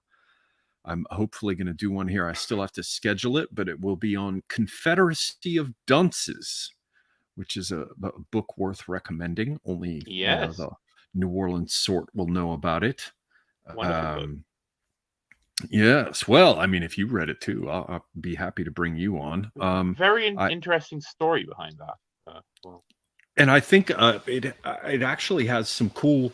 You can almost think of Ignatius Riley as being the right-wing one, in the sense that he rejects, the leftists who appear with, what was her name, Myrna or whatever. I can't remember her name. But there's a lot of mockery of leftists. So I'm going to be doing something. I still have to schedule it with Panama Hat. Let me open my calendar over here. It looks like on June 1st, which will be a Thursday, I'm going to talk to some guy over on his channel. Who is that? So I don't do him wrong. He goes by the name of Blood and Rain. He's somebody into like fighting and UFC and all that kind of stuff. I'm going to be talking to him about lessons that can be taken over and used to make better fighters from the realm of dance. Believe it or not, there are many in terms of balance and speed and rhythm and timing. And so what else? I don't have anything else lined up. Some plans are in the works with Apostolic Majesty. Everybody, definitely. I'm just going to go ahead and chill him. I'm just going to go ahead and chill friends. Apostolic Majesty, go check out his channel. Definitely check out Pharaoh, who hasn't been doing much lately. I think it's on his own channel. I think it's because he reproduced. But well, remember, he's in the era of Dark Pharaoh at the moment. So Dark Pharaoh is. He's been dark for a while there, though. He has been dark for a while, hasn't he? It was a child. Yes. It was a child. It was the advent of the second child that brought about the Dark Pharaoh. It must have brought on that sense of what will the world be for my loin fruit, and that can darken the perspective of any man. Yes. Yeah. So that's all I have to shill on for my part. Definitely, ladies and gentlemen, everyone who's listening, if it wasn't made clear enough, you should follow D on Twitter. And if you can't bring yourself to do it for reasons that would cause me to reject you as being of any value whatsoever, then follow me on Twitter, because D regularly does a Friday night cocktail hour stream, and they're great. All kinds of people show up, and D holds forth. He holds court, I should say. That's what I was looking for. And you will learn everything there is to learn about cookery, chemistry, and scent synthesis. And it's in a warm environment, a ruddy-faced environment of indulgence. Let's just say. A ruddy-assed environment of indulgence certainly is. You know, what is that's that? Something that's different. Ruddy-assed is a bit different. A freshly smacked ass. Anyway, you know, in the UK, that is she has a face like a smacked ass. It's an insult. But, in the right context, I suppose it could be a compliment. I don't know. Depends on the ass. There's a little bit of slapping that has its moments. Like, I don't want to get way into it, but a little bit of face slapping can totally. My biceps are so hot. Yeah, slapping. A little bit of slapping here and there brings everyone round. It just brings you around. Pay attention. Rawhide. God's sake. All right. That's well, D. Wait, this is your stream, not mine. No. But thank you very much for dropping in. You raised up the quality of the second half of my stream in a quite fashion the opposite. I could not have done. Raised it like a rump. So yeah, thank you. And I will be joining you tomorrow evening for Friday Night Cocktail Hour. Again, I hope that everyone else will. Also, go and follow D on Twitter anyway, because we're supposed to be having a fight about Twitter followers, and you got to help me. You gotta help me follow him on Twitter. Yeah, follow everyone. I don't know what goes on. Yes. Well, thank you for having me. It's been a delight. I'm sorry to your viewers for inflicting myself upon them. No. Nonsense. Absolute fucking nonsense. Okay, ladies and gentlemen, thank you very, very much for joining us. I was very happy to have you all here. Please do keep your eyes peeled. Roll over to Twitter, as I said. Follow everybody everywhere. And remember, it's all fun and games until someone loses an eye. Until next time, I am Semigog, and I am out.